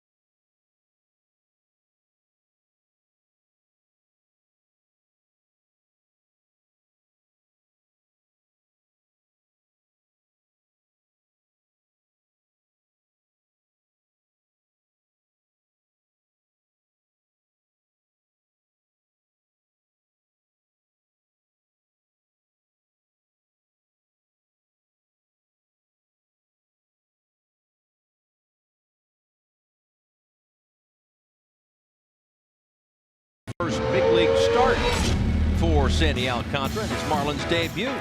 And he didn't necessarily dominate, but he got the big outs when he needed them.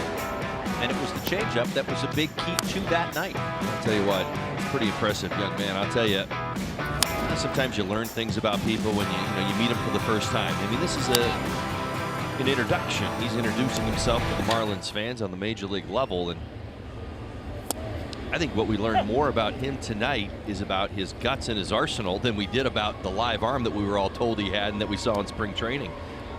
Really, really impressed with how he competed. He worked around 5 walks, 5 innings, an earned run up near 100 pitches. But the fact that his secondary pitches played as well as they did tonight not only surprised me, I think it probably surprised a lot of the Marlins coaching staff. We saw him in spring training. I think he pitched a couple innings the day you and I were there. I think we saw like 19 out of 20 fastballs. I mean, that was it. And he was just challenging hitters at 98 miles an hour with a little arm side sink. And we saw ground ball after ground ball after ground ball.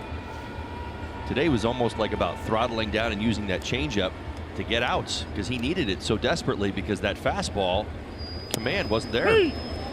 The man who just struck out, JT Ramiro, on a pitch at the top of the zone, also playing a part in helping his pitcher today, not just behind the plate, calling the pitches, the veteran presence for Alcantara, but also with the pickoff to end the second inning. Threw threw down to second base, picked off Todd Frazier. That got him out of a 2-on-2 out jam. Well, I'll tell you what, it really felt like things were moving against him as Oswald had gotten ahead. The pitcher spot, it was ahead 2-0 when he picked him off.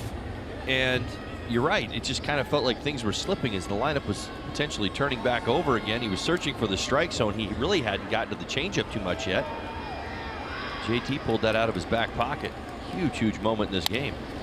Lined out to right field, Justin Bohr, and a little too much air underneath it, and Bautista is able to range over toward the line to make the catch.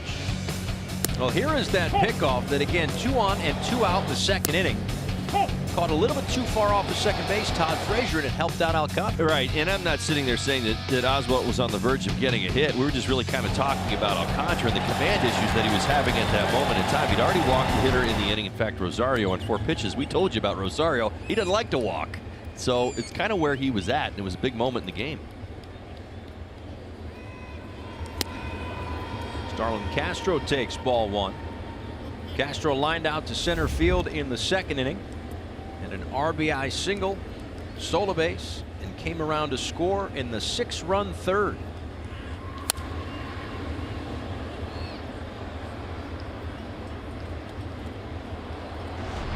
He doesn't do it often, Starlin Castro, but when he does, we put StatCast on it. Let's throw a little StatCast on it. We don't get an opportunity to do that often. There you go, Starlin. He's got a little streak going of success. My goodness, look out. He's up quick, and I think and I hope that got the bat. Pretty sure it did. Oof. I'll tell you what, if the ricochet that I saw was not the bat, I would be very concerned. Oh my. Fortunately, got his hand off the bat and exposed more of the knob. And you're not even kidding. Here's the thing. Here's the deal. Bottom hand, Starlin Castro likes to wrap his pinky around the bottom of the bat. A lot of hitters like to do that, to kind of get that whip action in their hand. You'll see him as he puts his hands over the bat. He got the pinky out of the way. Wow. He got the bottom hand off the bat, and then the top hand almost slid down to the bottom of the bat too. And fortunately got that out of the way. There you go. You see that pinky wrap right there. See, that's right over the knob right there, and that would have been right in the line of fire. Waved at and missed. A couple of strikeouts in the inning for Bachelor. The Marlins go down 1-2-3, but have a 5-run lead.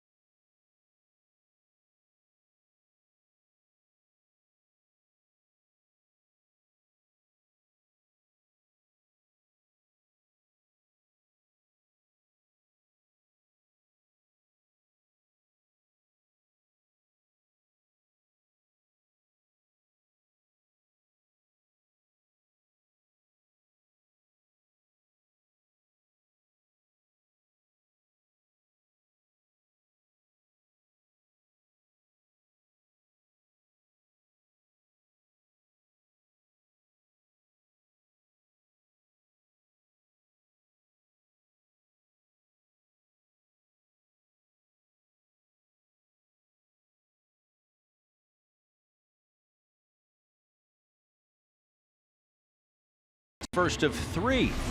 Catch baseball's biggest stars for an unforgettable show from the nation's capital. The Major League Baseball All-Star Game, July 17th, only on Fox, or stream it live on the Fox Sports app.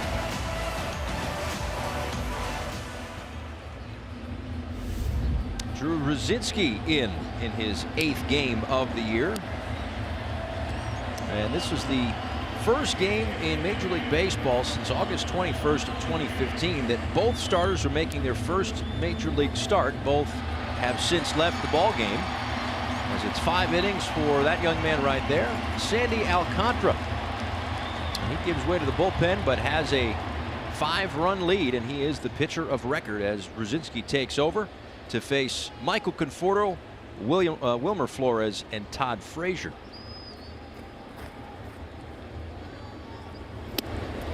Rucinski's done a pretty nice job. He's provided Don Mattingly and the Marlins the ability to go more than an inning.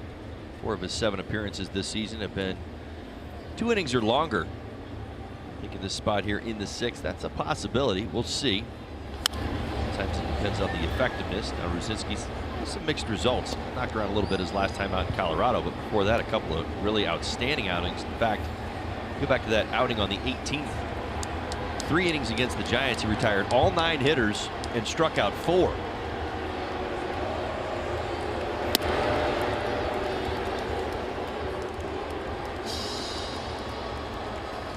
On the whole, the Marlins bullpen has been really one of the best in the National League this month. They're 5-2, 7 saves, 7 opportunities. That's Bearclaw, who's been otherworldly.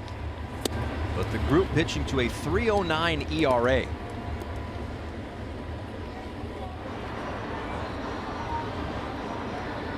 They've just done a terrific job. As we mentioned before, they got a couple of guys that are on just crazy scoreless runs now. Conforto fouls that one into the seats.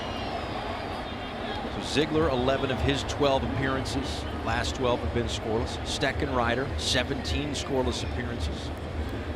Bearclaw, 18 2/3 scoreless appearances. It's kind of been that back end, but other guys have stepped up. Certainly Adam Conley, Drew Rucinski. Strikes out Conforto for the first out here in the 6th.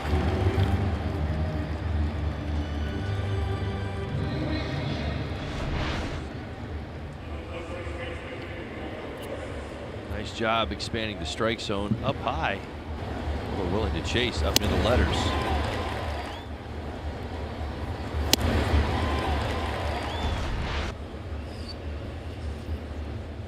Now Wilmer Flores. Excuse me swing, and that's going to be a base hit into right field. About a quarter hack. Now you always wonder if you take the full swing what the result would have been, right? It's as much a half swing as one we've seen. Perfectly placed, one hopper through the right side. Some time on base tonight for Flores. Now Todd Frazier, who had a base hit in the 2nd inning, but was the one who was picked off at second base to end the threat for the Mets. He can't hold up on 95 off the inside corner. 0-1.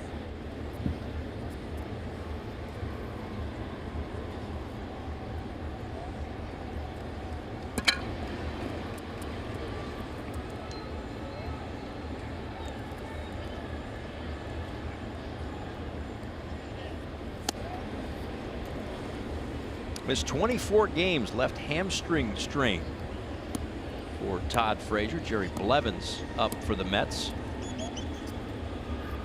First time in his career that he was on the disabled list. Free agent acquisition for the New York Mets this offseason, who takes inside, 2 balls and 1 strike.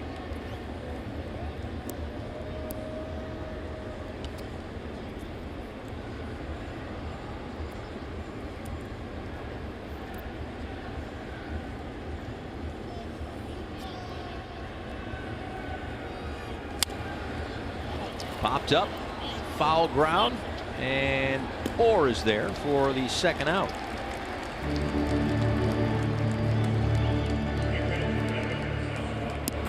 Are you ready for storm season? We are. See how you can prepare at fpl.com/storm.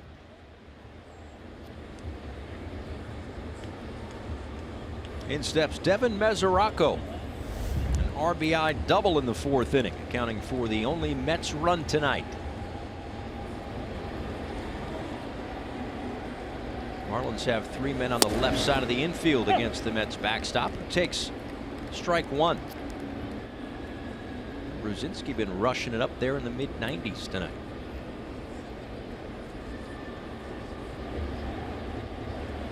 With the shift and Moore holding the runner at first. Control on the right side for Mesoraco.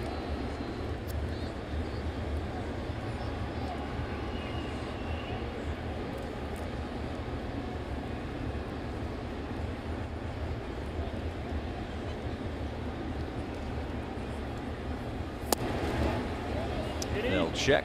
Eric Cooper says no swing. 2-1. Devin started the year with the Cincinnati Reds, was traded to New York in exchange for Matt Harvey. Right field. Back a few steps is Anderson. And a scoreless inning for Drew Ruzinski. Marlins lead at 6-1.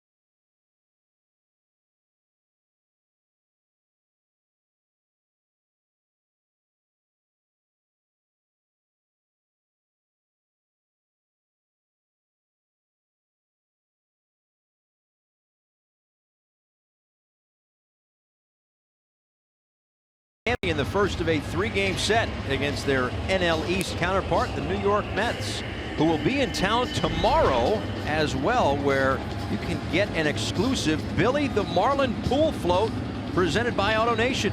When you enter the ballpark tomorrow, the Marlins take it on the Mets. As I said, you can purchase your tickets today at marlins.com/tickets. I've got mine, so I win Best Dad Award for the day. Got one in advance because I know people. Don't want to brag. But I have it for tomorrow. That doesn't mean I'm not going to show up, Ollie. I'll be here. The people that you know, everybody up here got one too, pal. All right, whatever. Jeez. You don't let facts get in the way of a good story. There's like 5 of them up here. Nellie's got 2. Well. He's also using them as floaties around that's okay. Those arms.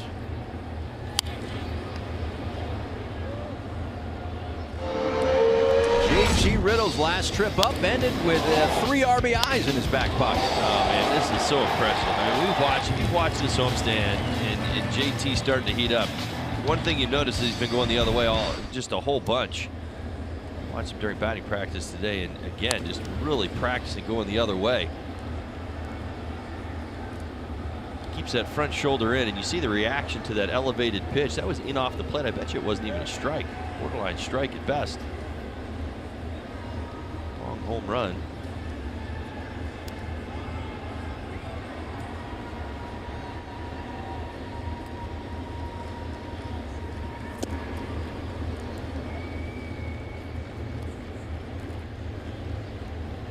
Well, when you look at the numbers, he's hitting .255 right now. Obviously, the home run tonight was big, opened things up a bit.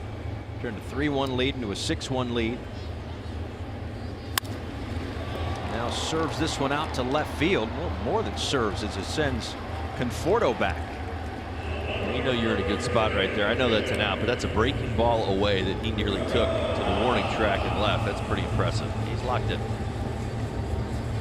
Just to finish the thought, I don't know if we've seen all of what JT Riddle either was or can be just yet. Like, he's still, I don't want to say that he's working his way back to full health, but to get the bat going at 100%. I mean, this was a guy who, before he got called up, was hitting 346 in New Orleans. Yeah, you go back to last year, and I think for JT, it was really about, you know, proving that he belonged up here. He definitely did that. I think the bat was a little inconsistent. JT came here on a mission this year once he got healthy to prove to everybody that he's a better hitter than kind of what you saw last year.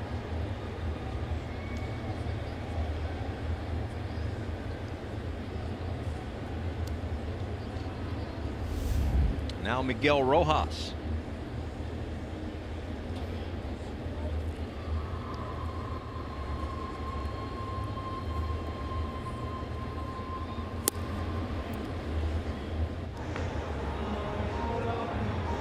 Van Meyer out in the Marlins bullpen.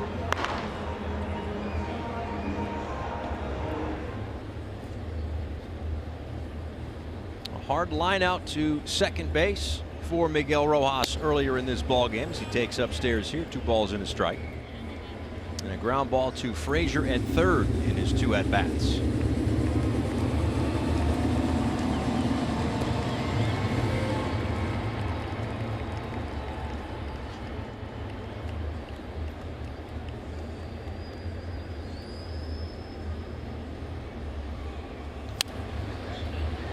Popped up behind home plate and into the seats. 2-2. Just further preparation for your first big league ball, foul ball into the booth. That's about the height you're looking for. That's what I'm looking for. Yeah, there was right one there. before. I mean, I dropped the pen. I was ready. Well, I was trying hard to help you up from underneath the desk. Yeah, I mean, I wept for a little while. I was a little nervous. Come on. Here we are. The right one was close. Right here. That's us. You're absolutely right. But that's the height. See, when you get it that high, then the backspin will kind of carry it to you. Here's the Fox Florida thing. Oh, it's too far down.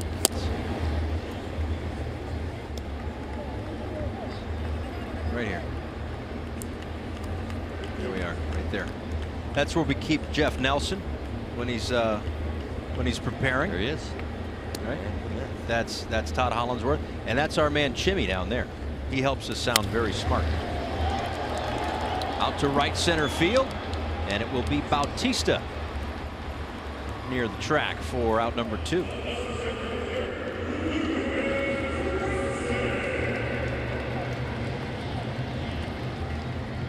Two and 2/3 tonight from Corey Oswalt, and then the last out of the 3rd inning for Chris Beck.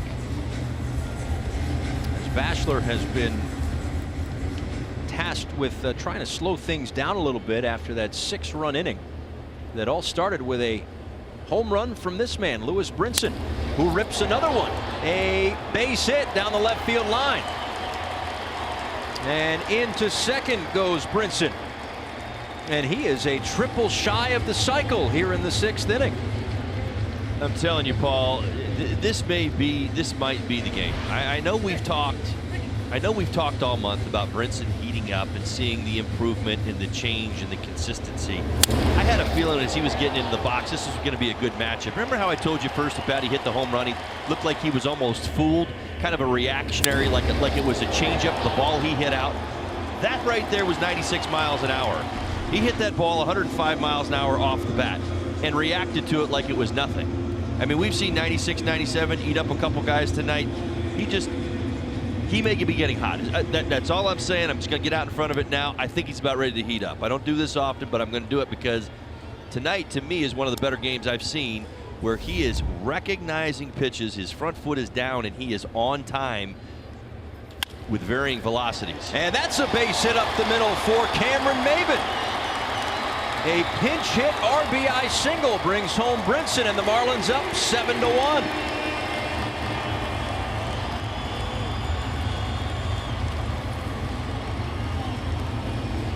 Hits keep on a-coming. Nice job by Maybin. First good fastball he gets, elevated, jumps all over it, picks up a big RBI. Good swing of the bat.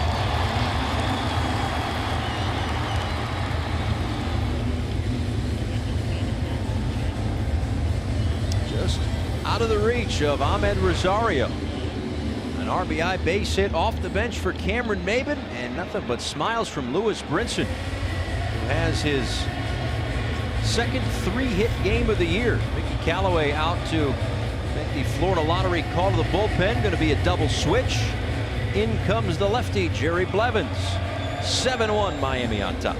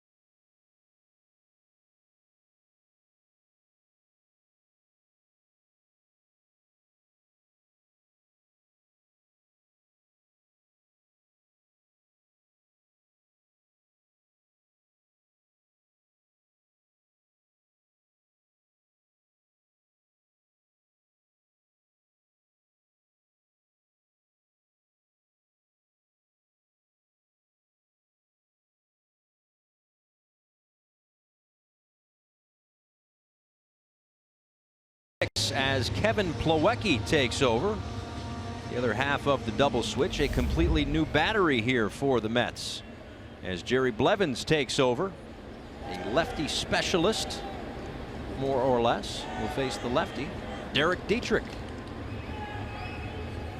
Now that really hasn't mattered this year for Blevins as he makes his way into the ball game. Certainly told you some of the complications. Blevins known, as you said, as a lefty specialist. Well, he was that in 2017. Lefties hit 197. This year they're hitting 333. In fact, he's got reverse splits. Righty's hitting only 138.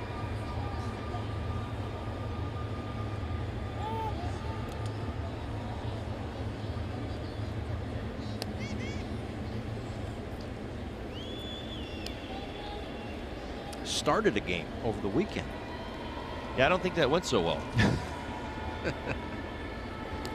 believe he gave up a couple home runs to start the ball game. Is that correct? Yeah, it's been,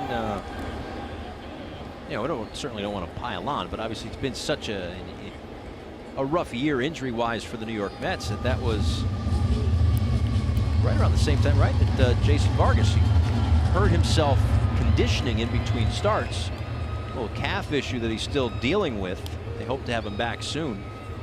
But it was one of those things where Mickey Callaway said, you know, Vargas is not going to start tomorrow, and we're going to let the relievers come to the ballpark. Whoever feels good is going to start. And whoever feels good first. Blevins felt good first, apparently.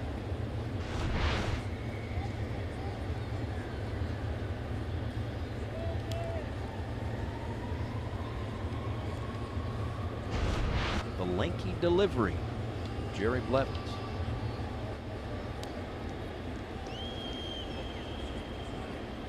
1-1 to Dietrich. 2-1. He is 6'6". Yeah, there's not real short and lanky, is there? No, there's got to not. be tall and lanky. Tall and right? lanky, yeah. It's a package deal.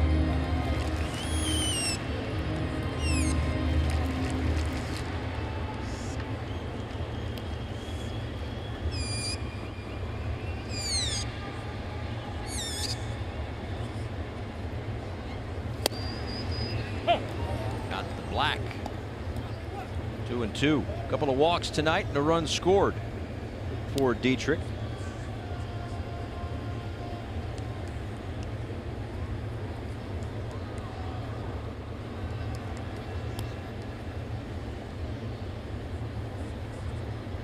of his 11 home runs this year against the New York Mets. Hit off of A.J. Ramos at Citi Field.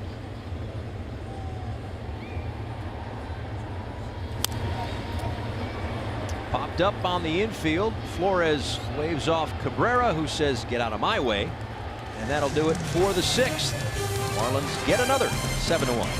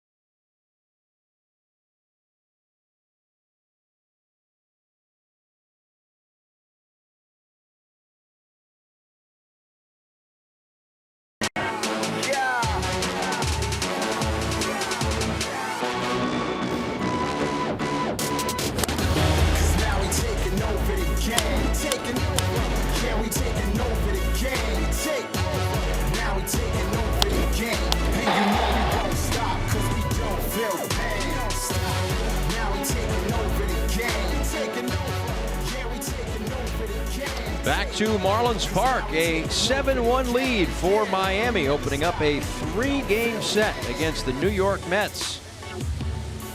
Cameron Maybin stays in the ball game, moves over to left field. And Ben Meyer, in his 4th game with the Marlins, delivers a strike to Ahmed Rosario. Rosario, Plawecki, and the top of the order, Nimmo.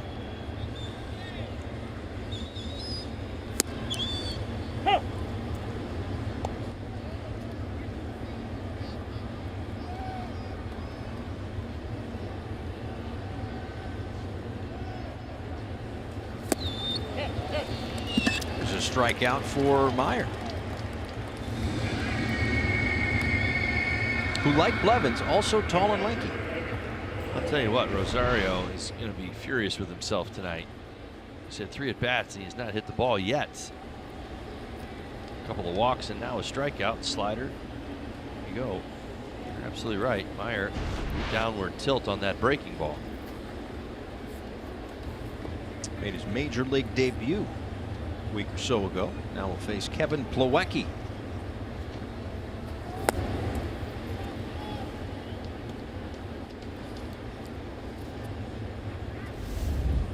Plawecki shared time with Travis d'Arnaud, who is now done for the season. Tommy John surgery. Plawecki missed a little bit of time this year too.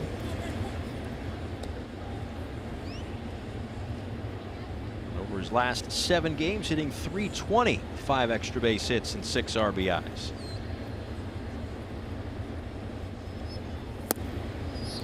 Perfect pitch.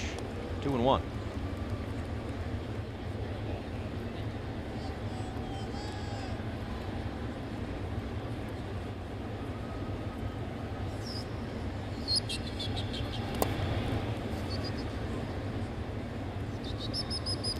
Second stint for Meyer.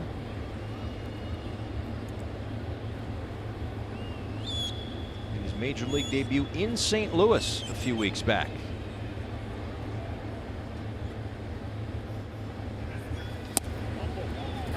Just off the corner, and it's a one-out walk here in inning number 7. I'll tell you what, Meyer's been pretty impressive. There's his ERA up under 3. It's hard. I can almost guarantee it hard for the hitters to pick up. So words tall and lanky. He also drops down, obviously, with his delivery, the slider sweeping. You see some uncertainty in the eyes of the hitters. That is going to be a nice asset to have at least one time through the National League East. Most of these teams have not seen him before.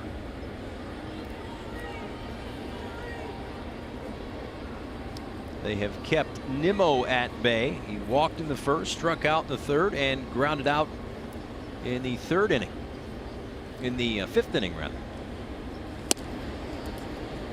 There have not been many quiet nights, however, for Brandon Nimmo. He's entering the day among National League leaders, 3rd in on-base percentage, 4th in slugging, 5th in home run rate.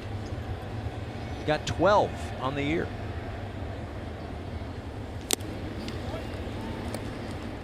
I'll tell you what, Nimmo's been the bright spot for the Mets offensively this season. 52 OPS. You talked about the on-base percentage, the slugging percentage. I mean, he's kind of hanging out in elite class when it comes to the Mets' history. Now, of course, only halfway through this season with 12 home runs already. That's the one thing I really do believe most people have been impressed with. Nimmo's hit for more power than you would have projected, even going back to last year. Certainly plays with intensity, speed guy, good defender, but the power has been impressive. His OPS holds for the rest of the season. He'll finish with the 3rd highest all-time in Mets history for a player 25 years old and under. Right back to him at the mound. Low throw, dug out by Riddle. Safe at first.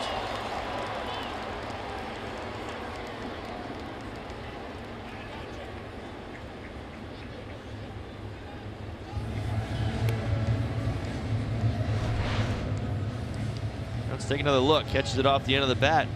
Shot by Meyer. Short hop throw to JT Riddle. It's a fantastic job fielding the short hop and getting a throw to first base. Just not enough on it.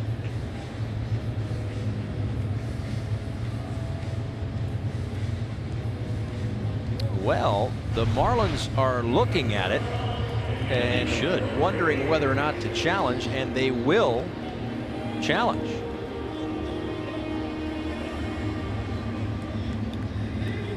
So the crew chief Gary Cederstrom and Eric Cooper, the first base umpire, head over to the headsets.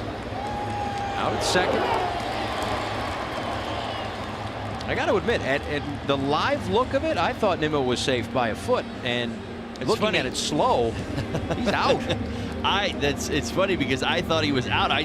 The whole time I was watching, I thought he's out, and they called him safe at first, and I kind of trusted what I was seeing. Of course, we're farther away here in the second deck. But watching it in live speed, it looked to me like the good stretch by Bohr had him. There you go. That's pretty quick. How about that? Fastest of the year. Long at all. Excellent job for the Marlins to challenge, and they get a double play out of it. 7th inning stretch time.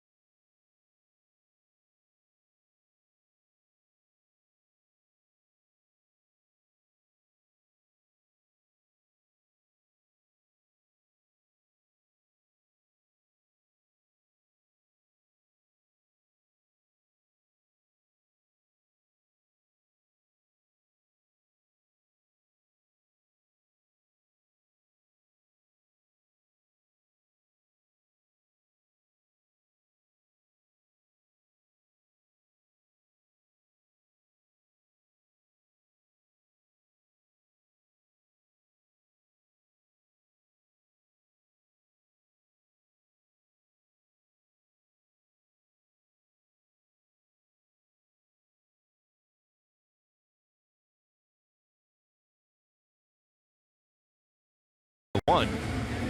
Show off your Venezuelan pride tomorrow night as the Marlins take on the Mets. Purchase the ticket package to receive an exclusive Venezuelan heritage jersey. Visit marlins.com/themes to get your tickets today.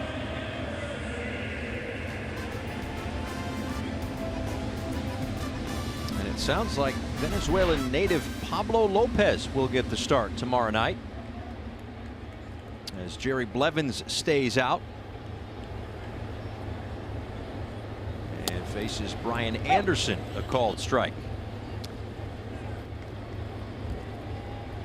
Looks good. Got the Venezuelan flag on the left arm, Marlins logo on the right, Miami across the chest. Tomorrow a 4:10 first pitch here at Marlins Park. Middle game of 3. Also, Billy the Marlin pool float day tomorrow. As we're right in that time here, as I've learned in my first year living in Florida, right in that, you know, small 12-month-a-year window where you want to be at the pool. Yeah, when it's not raining. It's still, it's hot out. Is that what you're getting at? It's toasty. Yeah, it's toasty down here.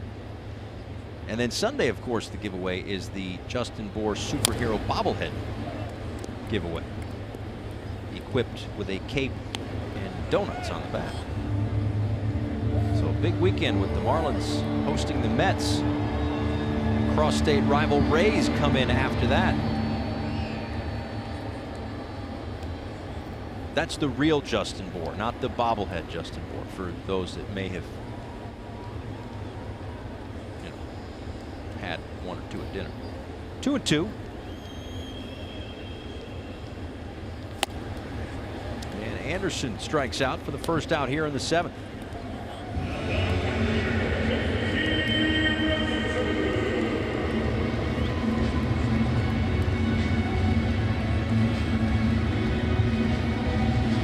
JT Realmuto.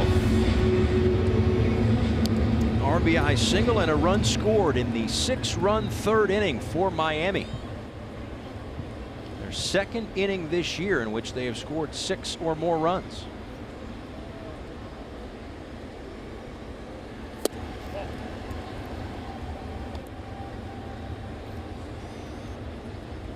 It is, I mean, it works out this way that JT's back in the lineup today, and they've put 7 runs on the board. I'm telling you, there's something to that. Well, I don't like to be too factual when it comes to, you know, significance of a player. Now, of course, we are talking about the premier catcher in the game right now, at least in my personal opinion. We see him every day, of course.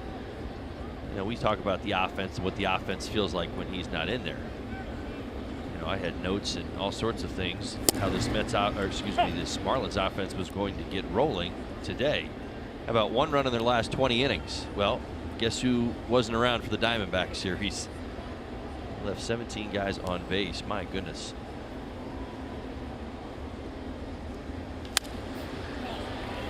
Right field line, long run for Bautista, and had room, but wasn't able to get there in time. Had JT Realmuto mic'd up during batting practice today. Take a listen. I'm mic'd up, just let everybody know. Don't say anything I wouldn't say. Feels much better. Feels much better than it did. Yeah. It's close. Dino, what's going on, man? How are you? How you doing? Good to see you. ¿Cómo está? How are you? Good to see you. What's up, buddy? JT. Nice to meet you guys. You guys enjoying batting practice or what? Come out here and get some swings in? And now Realmuto puts a charge into this one. Right center field. Nimmo onto the track for out number 2. You know, I didn't know he was mic'd up today. So, fortunately, when I spoke to him, I didn't say anything stupid. Either that or we just edited it better. I don't know. I am a rookie. Someone would definitely throw me under the bus if given the opportunity. I think I just happened to, maybe this was like the one day I didn't say something stupid. You were at least next to the guy that was mic'd up. You were locked in on batting practice. I had a Castro-like bubble going there too. I did notice that. Yeah, on the way by. Just bore a base hit in the second inning.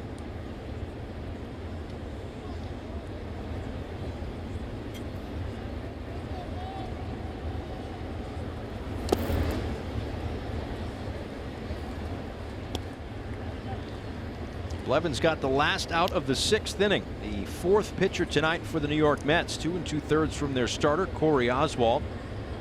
1/3 of an inning from Chris Beck. Bachelor worked 2 2/3. And now Blevins.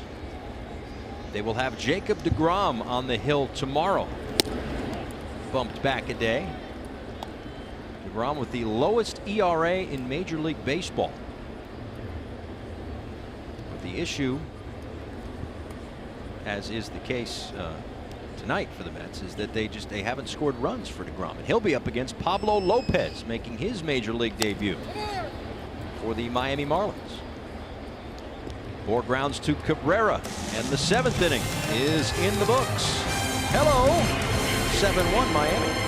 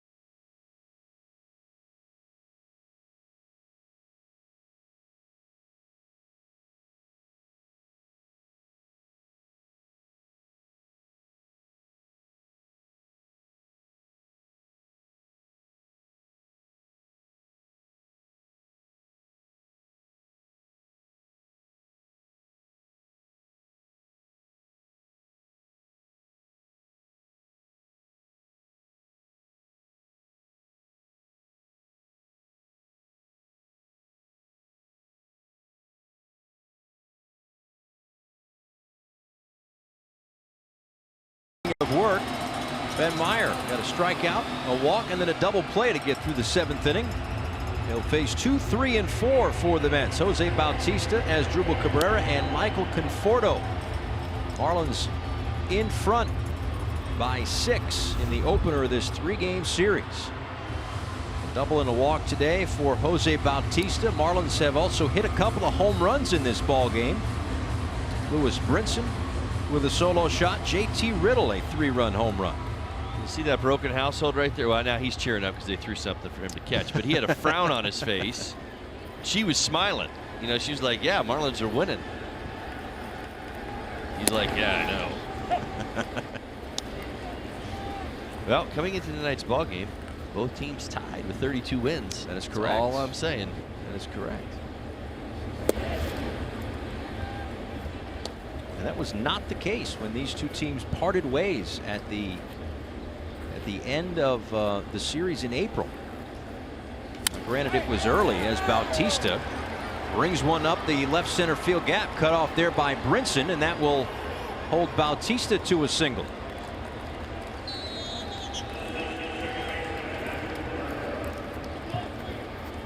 Mets got off to a 11-1 start. Bautista wasn't part of it, but boy, has he been swinging a hot bat the last couple of weeks. He certainly has. He's getting to the fastball a lot better than the last time we saw him. Of course, I think that was with the Braves. Well, no, I guess we did see with the Mets, yep, in May. That's right. And getting to that fastball much better than when we saw him last. And I think that's part of the game plan. The Marlins will probably change that up. Maybe going into tomorrow, they continue to pound him in. He's actually looking in right now, getting back to Bautista. A couple of hits tonight, including a double and a walk.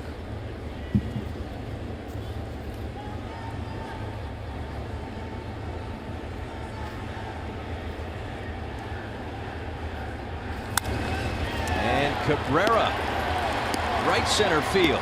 Anderson gets rid of it quickly, and he will hold Cabrera to a single, but up to third goes Bautista. First and third, nobody out here in the 8th.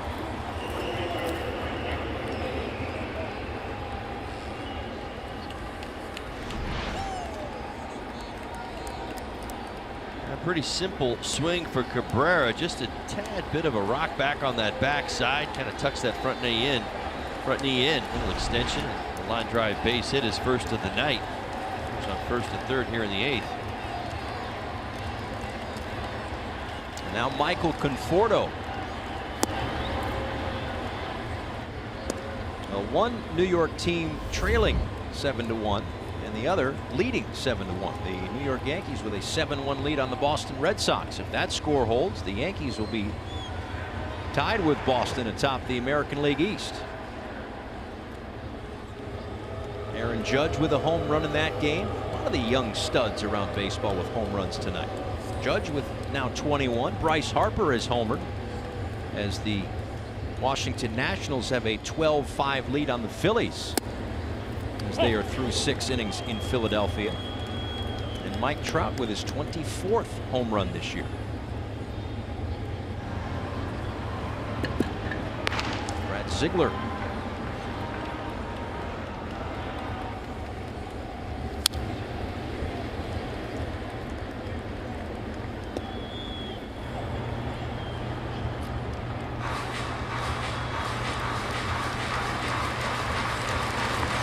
Smith for the Mets.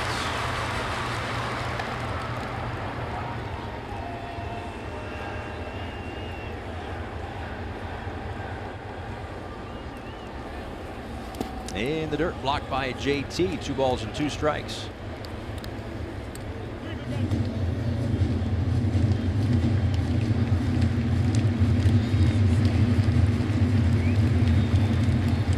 Pavetta got the start for the Philadelphia Phillies. 20 strikeouts in his last 2 starts. Today goes an inning and 2/3, 7 hits, 7 earned runs.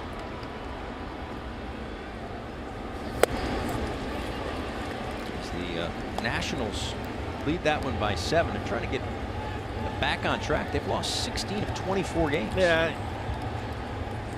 I bet if you, I'd say you would be surprised. Like thinking about the Nats in the first half, where they're at, that offense that they've got. I kind of feel like they're going to explode on somebody at some time. You know, like when a team struggles like that, somebody ends up paying somewhere along the line. Double digits tonight in runs scored. Leadoff man on in the 7th. 7-run lead.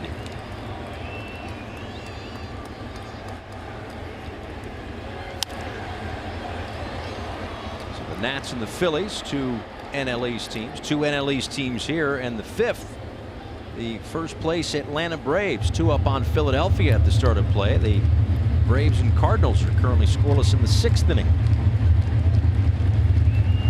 Julio Teheran, 5 scoreless innings and just 1 hit allowed. A little bounce back for Teheran.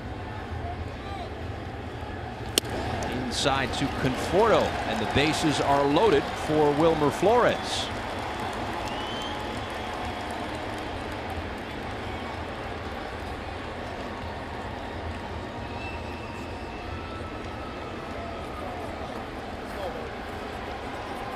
Here comes Don Mattingly, bounced out of the dugout. That's probably going to be it. These things have unraveled a little bit here in the 8th. Bases loaded, nobody out for the Mets. Time for the Florida Lottery call to the bullpen. Brad Ziegler. Bases loaded and nobody out. Back at home.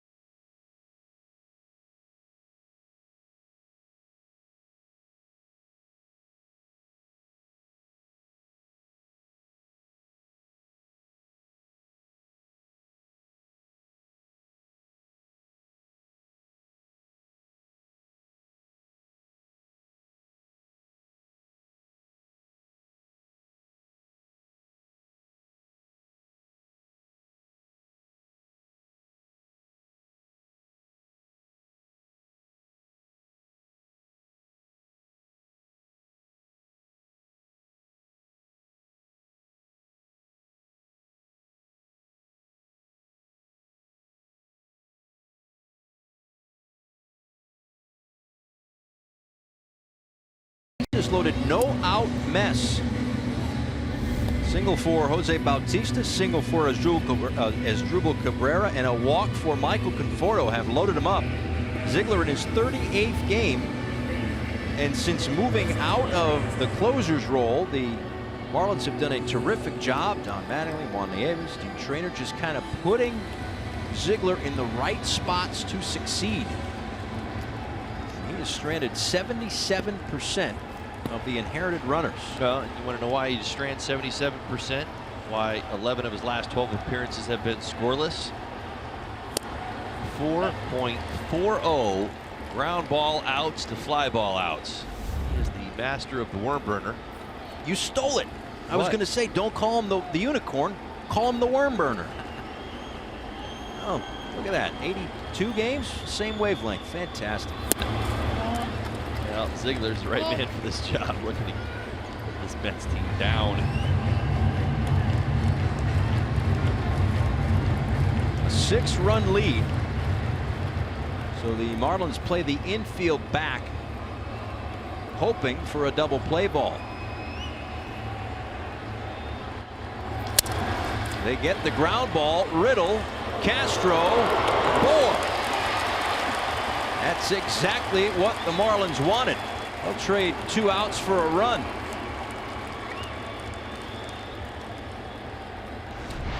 You know, sometimes when you think the worst part about it is, as a hitter, you tell yourself not to do this. You know exactly everything I just threw out there, and you're like, okay, get something up and try and do a better job, and you find yourself breaking your bat and hitting one to the shortstop. Nicely done. 6-4-3. Riddle, Castro, Bohr. 2 outs and runner at third. Chance to get out of this with minimal damage. Todd Frazier takes a look at ball 1. Frazier singled in the 2nd inning, flew out in the 4th, and popped up in foul ground in the 6th inning.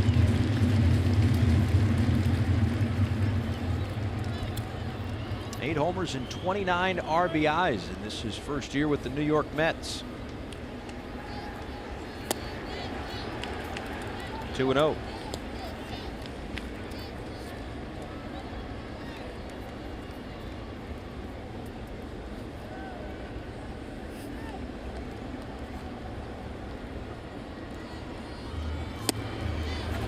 Two and 1. This is the Bonefish Grill fresh catch or tag of the day. No, that's a catch. That's a catch, and that's a tag. They caught Todd Frazier. Oh, there you go. Good call. Yeah, it's such a pivotal point in this ball game. Back to where Alcantara was. Well done on JT's part. We've seen more of that this season. The ability, the willingness to throw behind runners.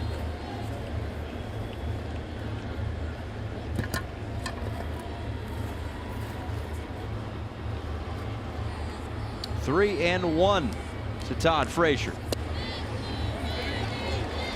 And it's 1st and 3rd.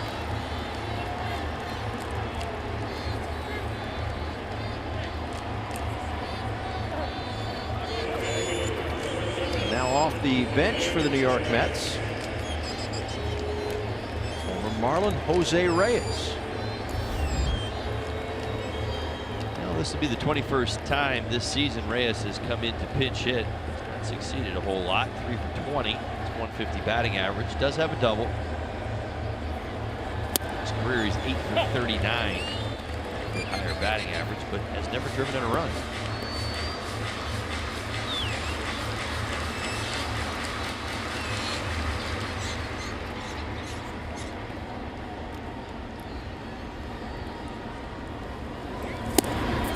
Oh, 2.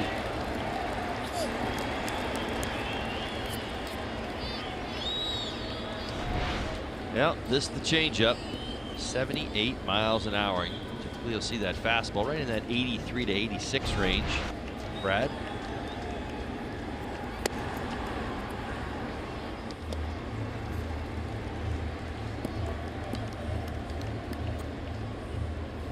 Not a huge sample size, but 3 hits and 4 at-bats for Reyes against Ziegler.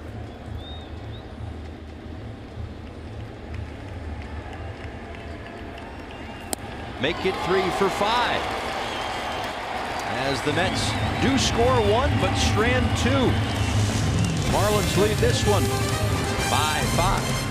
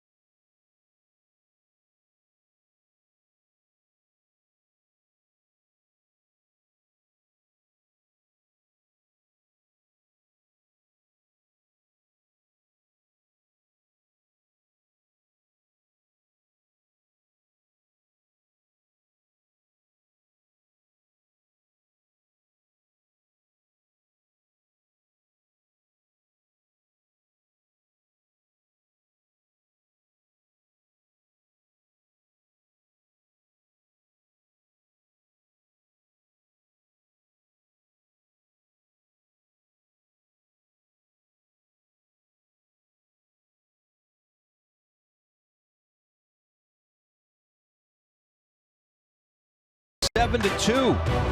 Lewis Brinson with a home run, part of a 3-hit night, and a 3-run home run from JT Riddle. A 6-run third inning for the Marlins. This helped pace them to a 7-2 lead in the bottom of the 8th inning. So they get the bats going on a night where their top pitching prospect, Sandy Alcantara, makes his Marlins debut in his first big league start. Drew Smith on the mound for the New York Mets in his 3rd game this season. Yeah, small sample sizes for a lot of the guys coming out of the Mets bullpen. Tossed 2 scoreless innings his first 2 major league appearances. His major league debut versus the Dodgers, June 23rd.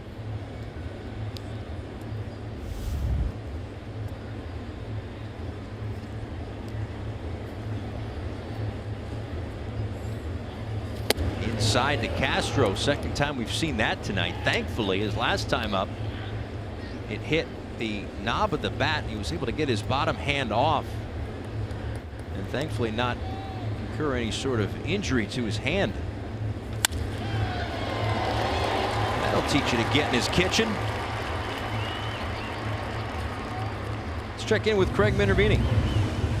Thank you, Paul. The news is good on Martin Prado. He went on the DL with that hamstring, and it didn't look good. You remember that late May 26th. So here we are now, just over a month later. Tonight he played his 3rd rehab game in 4 nights. He had last night off.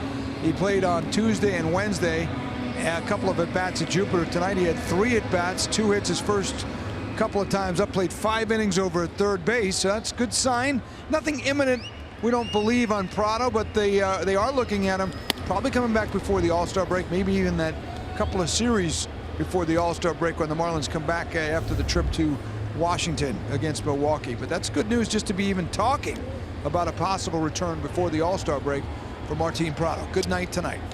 Yeah, no question about it. And Riddle off the glove of Cabrera. And to third goes Castro. Should be a base hit for Riddle. If it is, it's another multi-hit game, and it is. Good to see once again. I'll tell you, impressive stuff. Fastball, 95 miles an hour at the thighs, inside corner, maybe a little bit more towards the middle of the plate. Good swing. Cabrera diving attempt. Even slowed the ball down just a little bit, letting Castro get over to third base. So the Marlins looking to add on here at the bottom of the 8th, 5-run lead.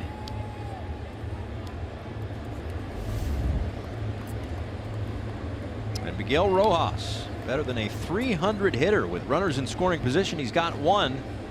Castro at third.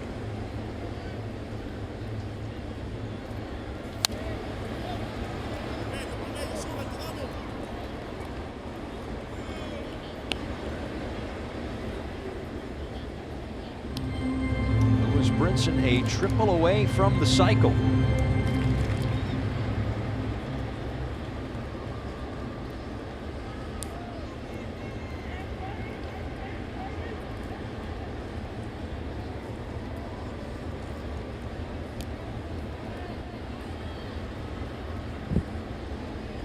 One to Rojas is in the dirt.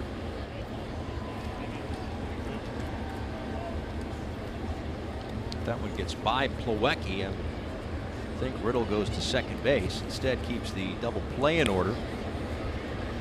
Rojas grounded into 17 of them this year, which leads Major League Baseball. With a .302 hitter with runners in scoring position.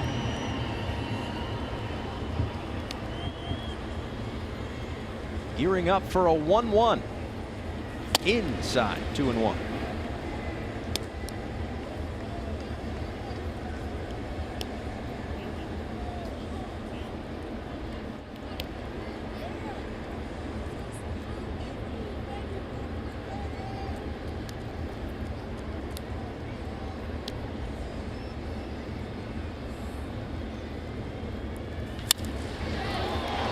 Out to left field, should be deep enough to score Castro. Conforto's throw goes to the center of the diamond, and it's an RBI on the sac fly from Miguel Rojas. 8-2 Miami.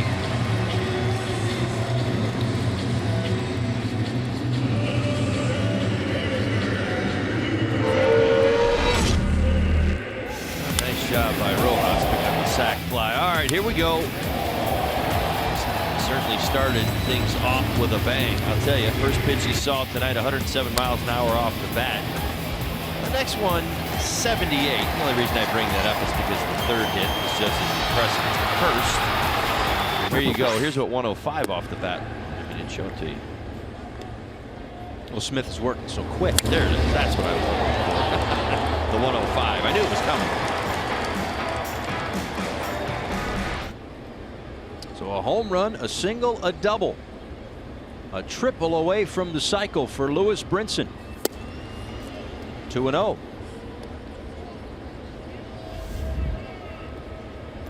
He's got 5 career triples.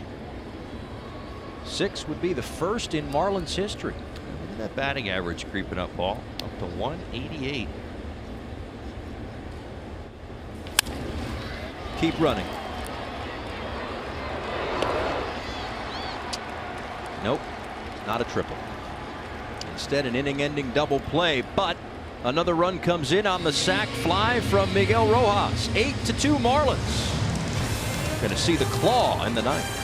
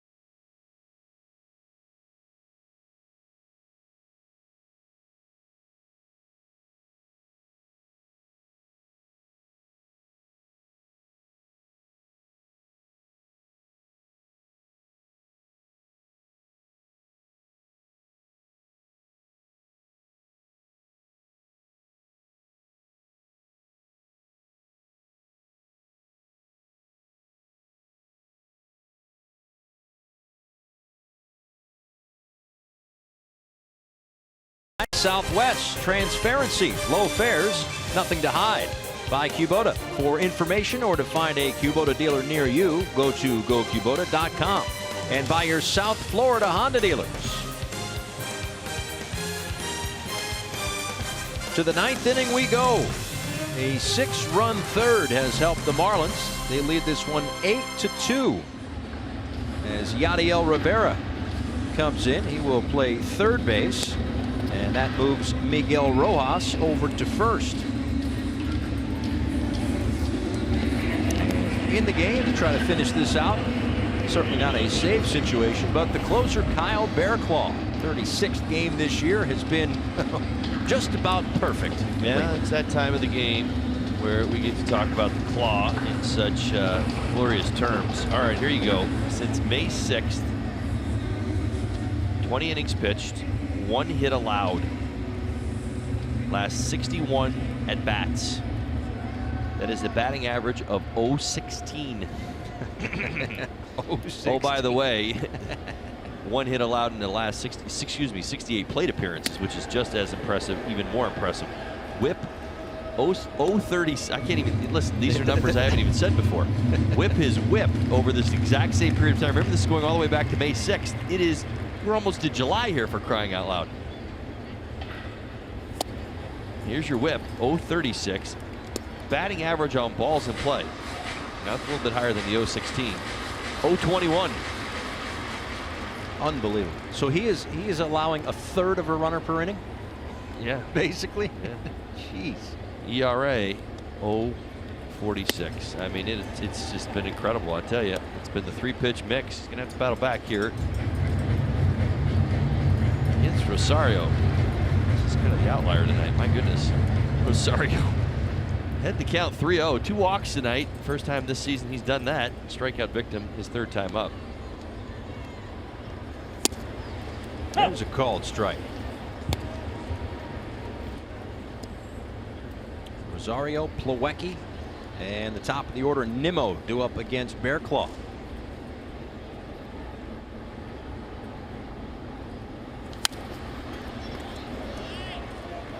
From 3-0 to 3-2. Now, this is Bearclaw's favorite count, as it should be. He's right up there with Josh Hader, you know, the one who's being, by so many, pushed to maybe even start the All-Star game. He's been so dominant this year. 2 for 69 when he gets to 2 strikes. .029 for Bearclaw. Wow. Ooh, what are the odds?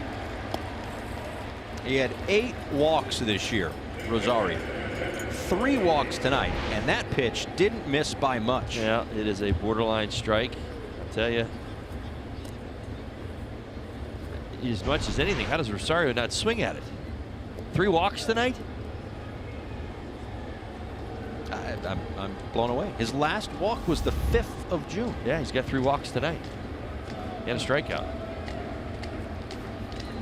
I don't even think he's brought a bat up there, has he? Told you he didn't hit a ball. He struck out on 3 pitches the one time he was.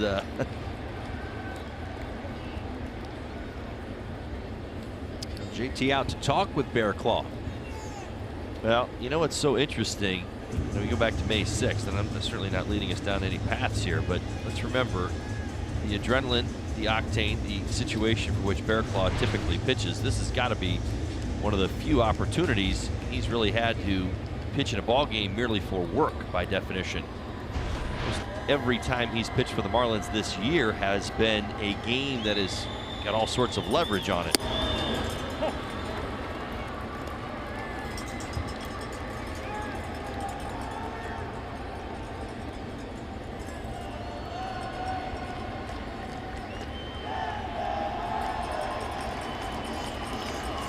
One and 1 to Plawecki.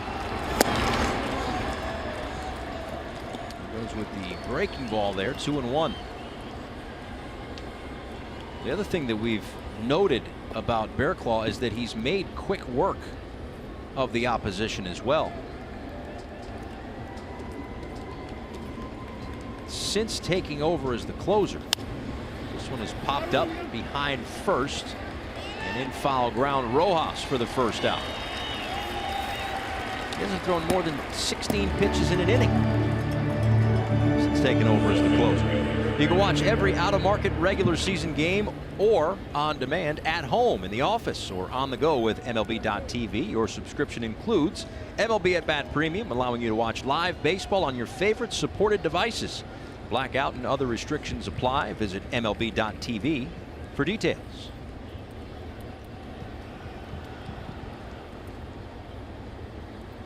His first save as a closer was in St. Louis as Nimmo pops this one up into left, and a long run in.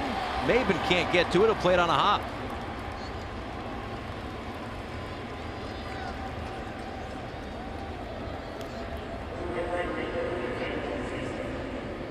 That is the first hit he has allowed since May 22nd. Yeah, and that's the cruelty of the game of baseball right there. You know as well as I do, about half the parks in the National League, that's not even a base hit. It's just a short fly ball. It's either brought in by a left fielder or a shortstop, but because of the dimensions here at Marlins Park and certainly the respect for Nimmo, that falls in quite easily. You can almost tell as soon as it left his bat, kind of picked the spots out on this Marlins Park outfield. Balls will fall in. 95 past Bautista, 0-1.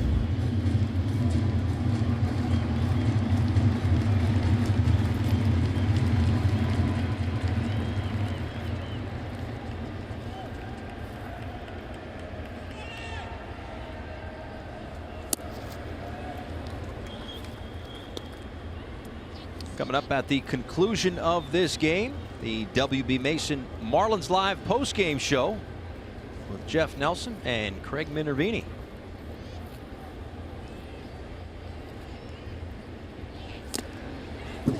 Tipped and to the backstop here from Don Mattingly. And certainly get his thoughts on what was a good debut. A good Marlins debut. And I don't think anyone expected Sandy Alcantara to throw a perfect game tonight. Well, I just think that really it's just about the surprise. Once you get past the idea of what tonight was supposed to be and realize that this is an imperfect game played by imperfect people trying to do, well, perfect things. Right. You realize that, you know, he showed up and surprised us all. The bottom line is the bottom line. He had a good outing. 5 innings, 1 earned run. End of story. You know, and that's what you move on from. Is there definitely some places he can grow and improve? Absolutely. I think all in all, pretty impressive for the young man. First big league start. And a strikeout of Bautista. Second out here in the ninth.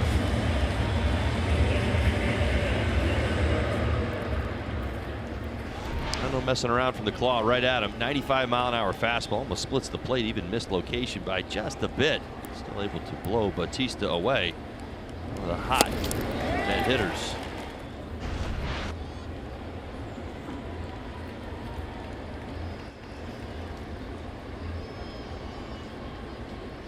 As Drupal Cabrera, the last hope for the Mets.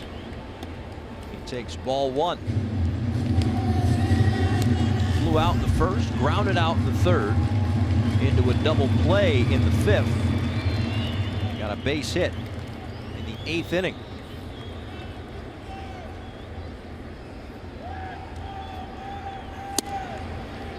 Strike one.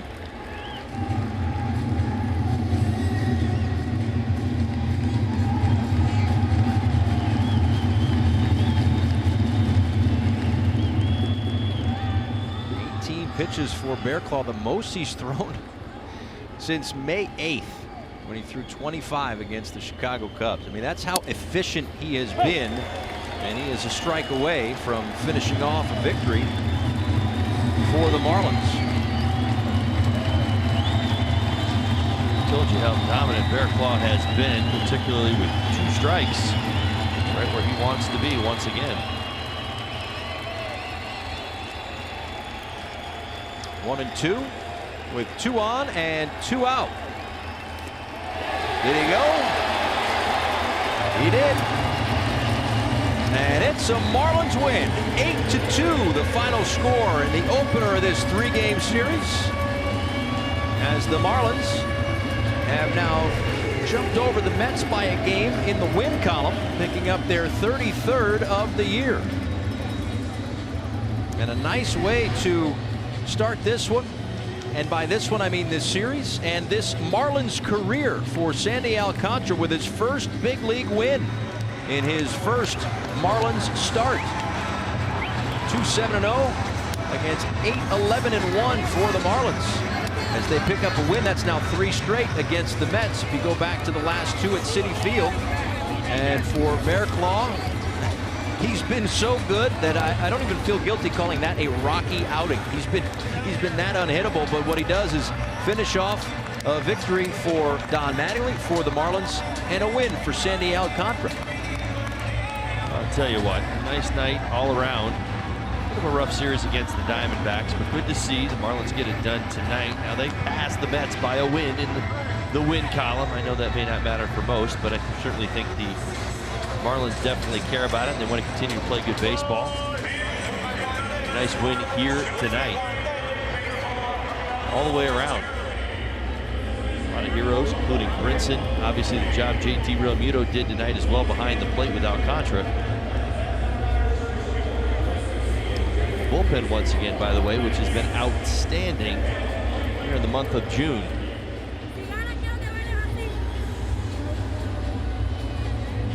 Brzezinski worked the 6th inning, didn't give up a run.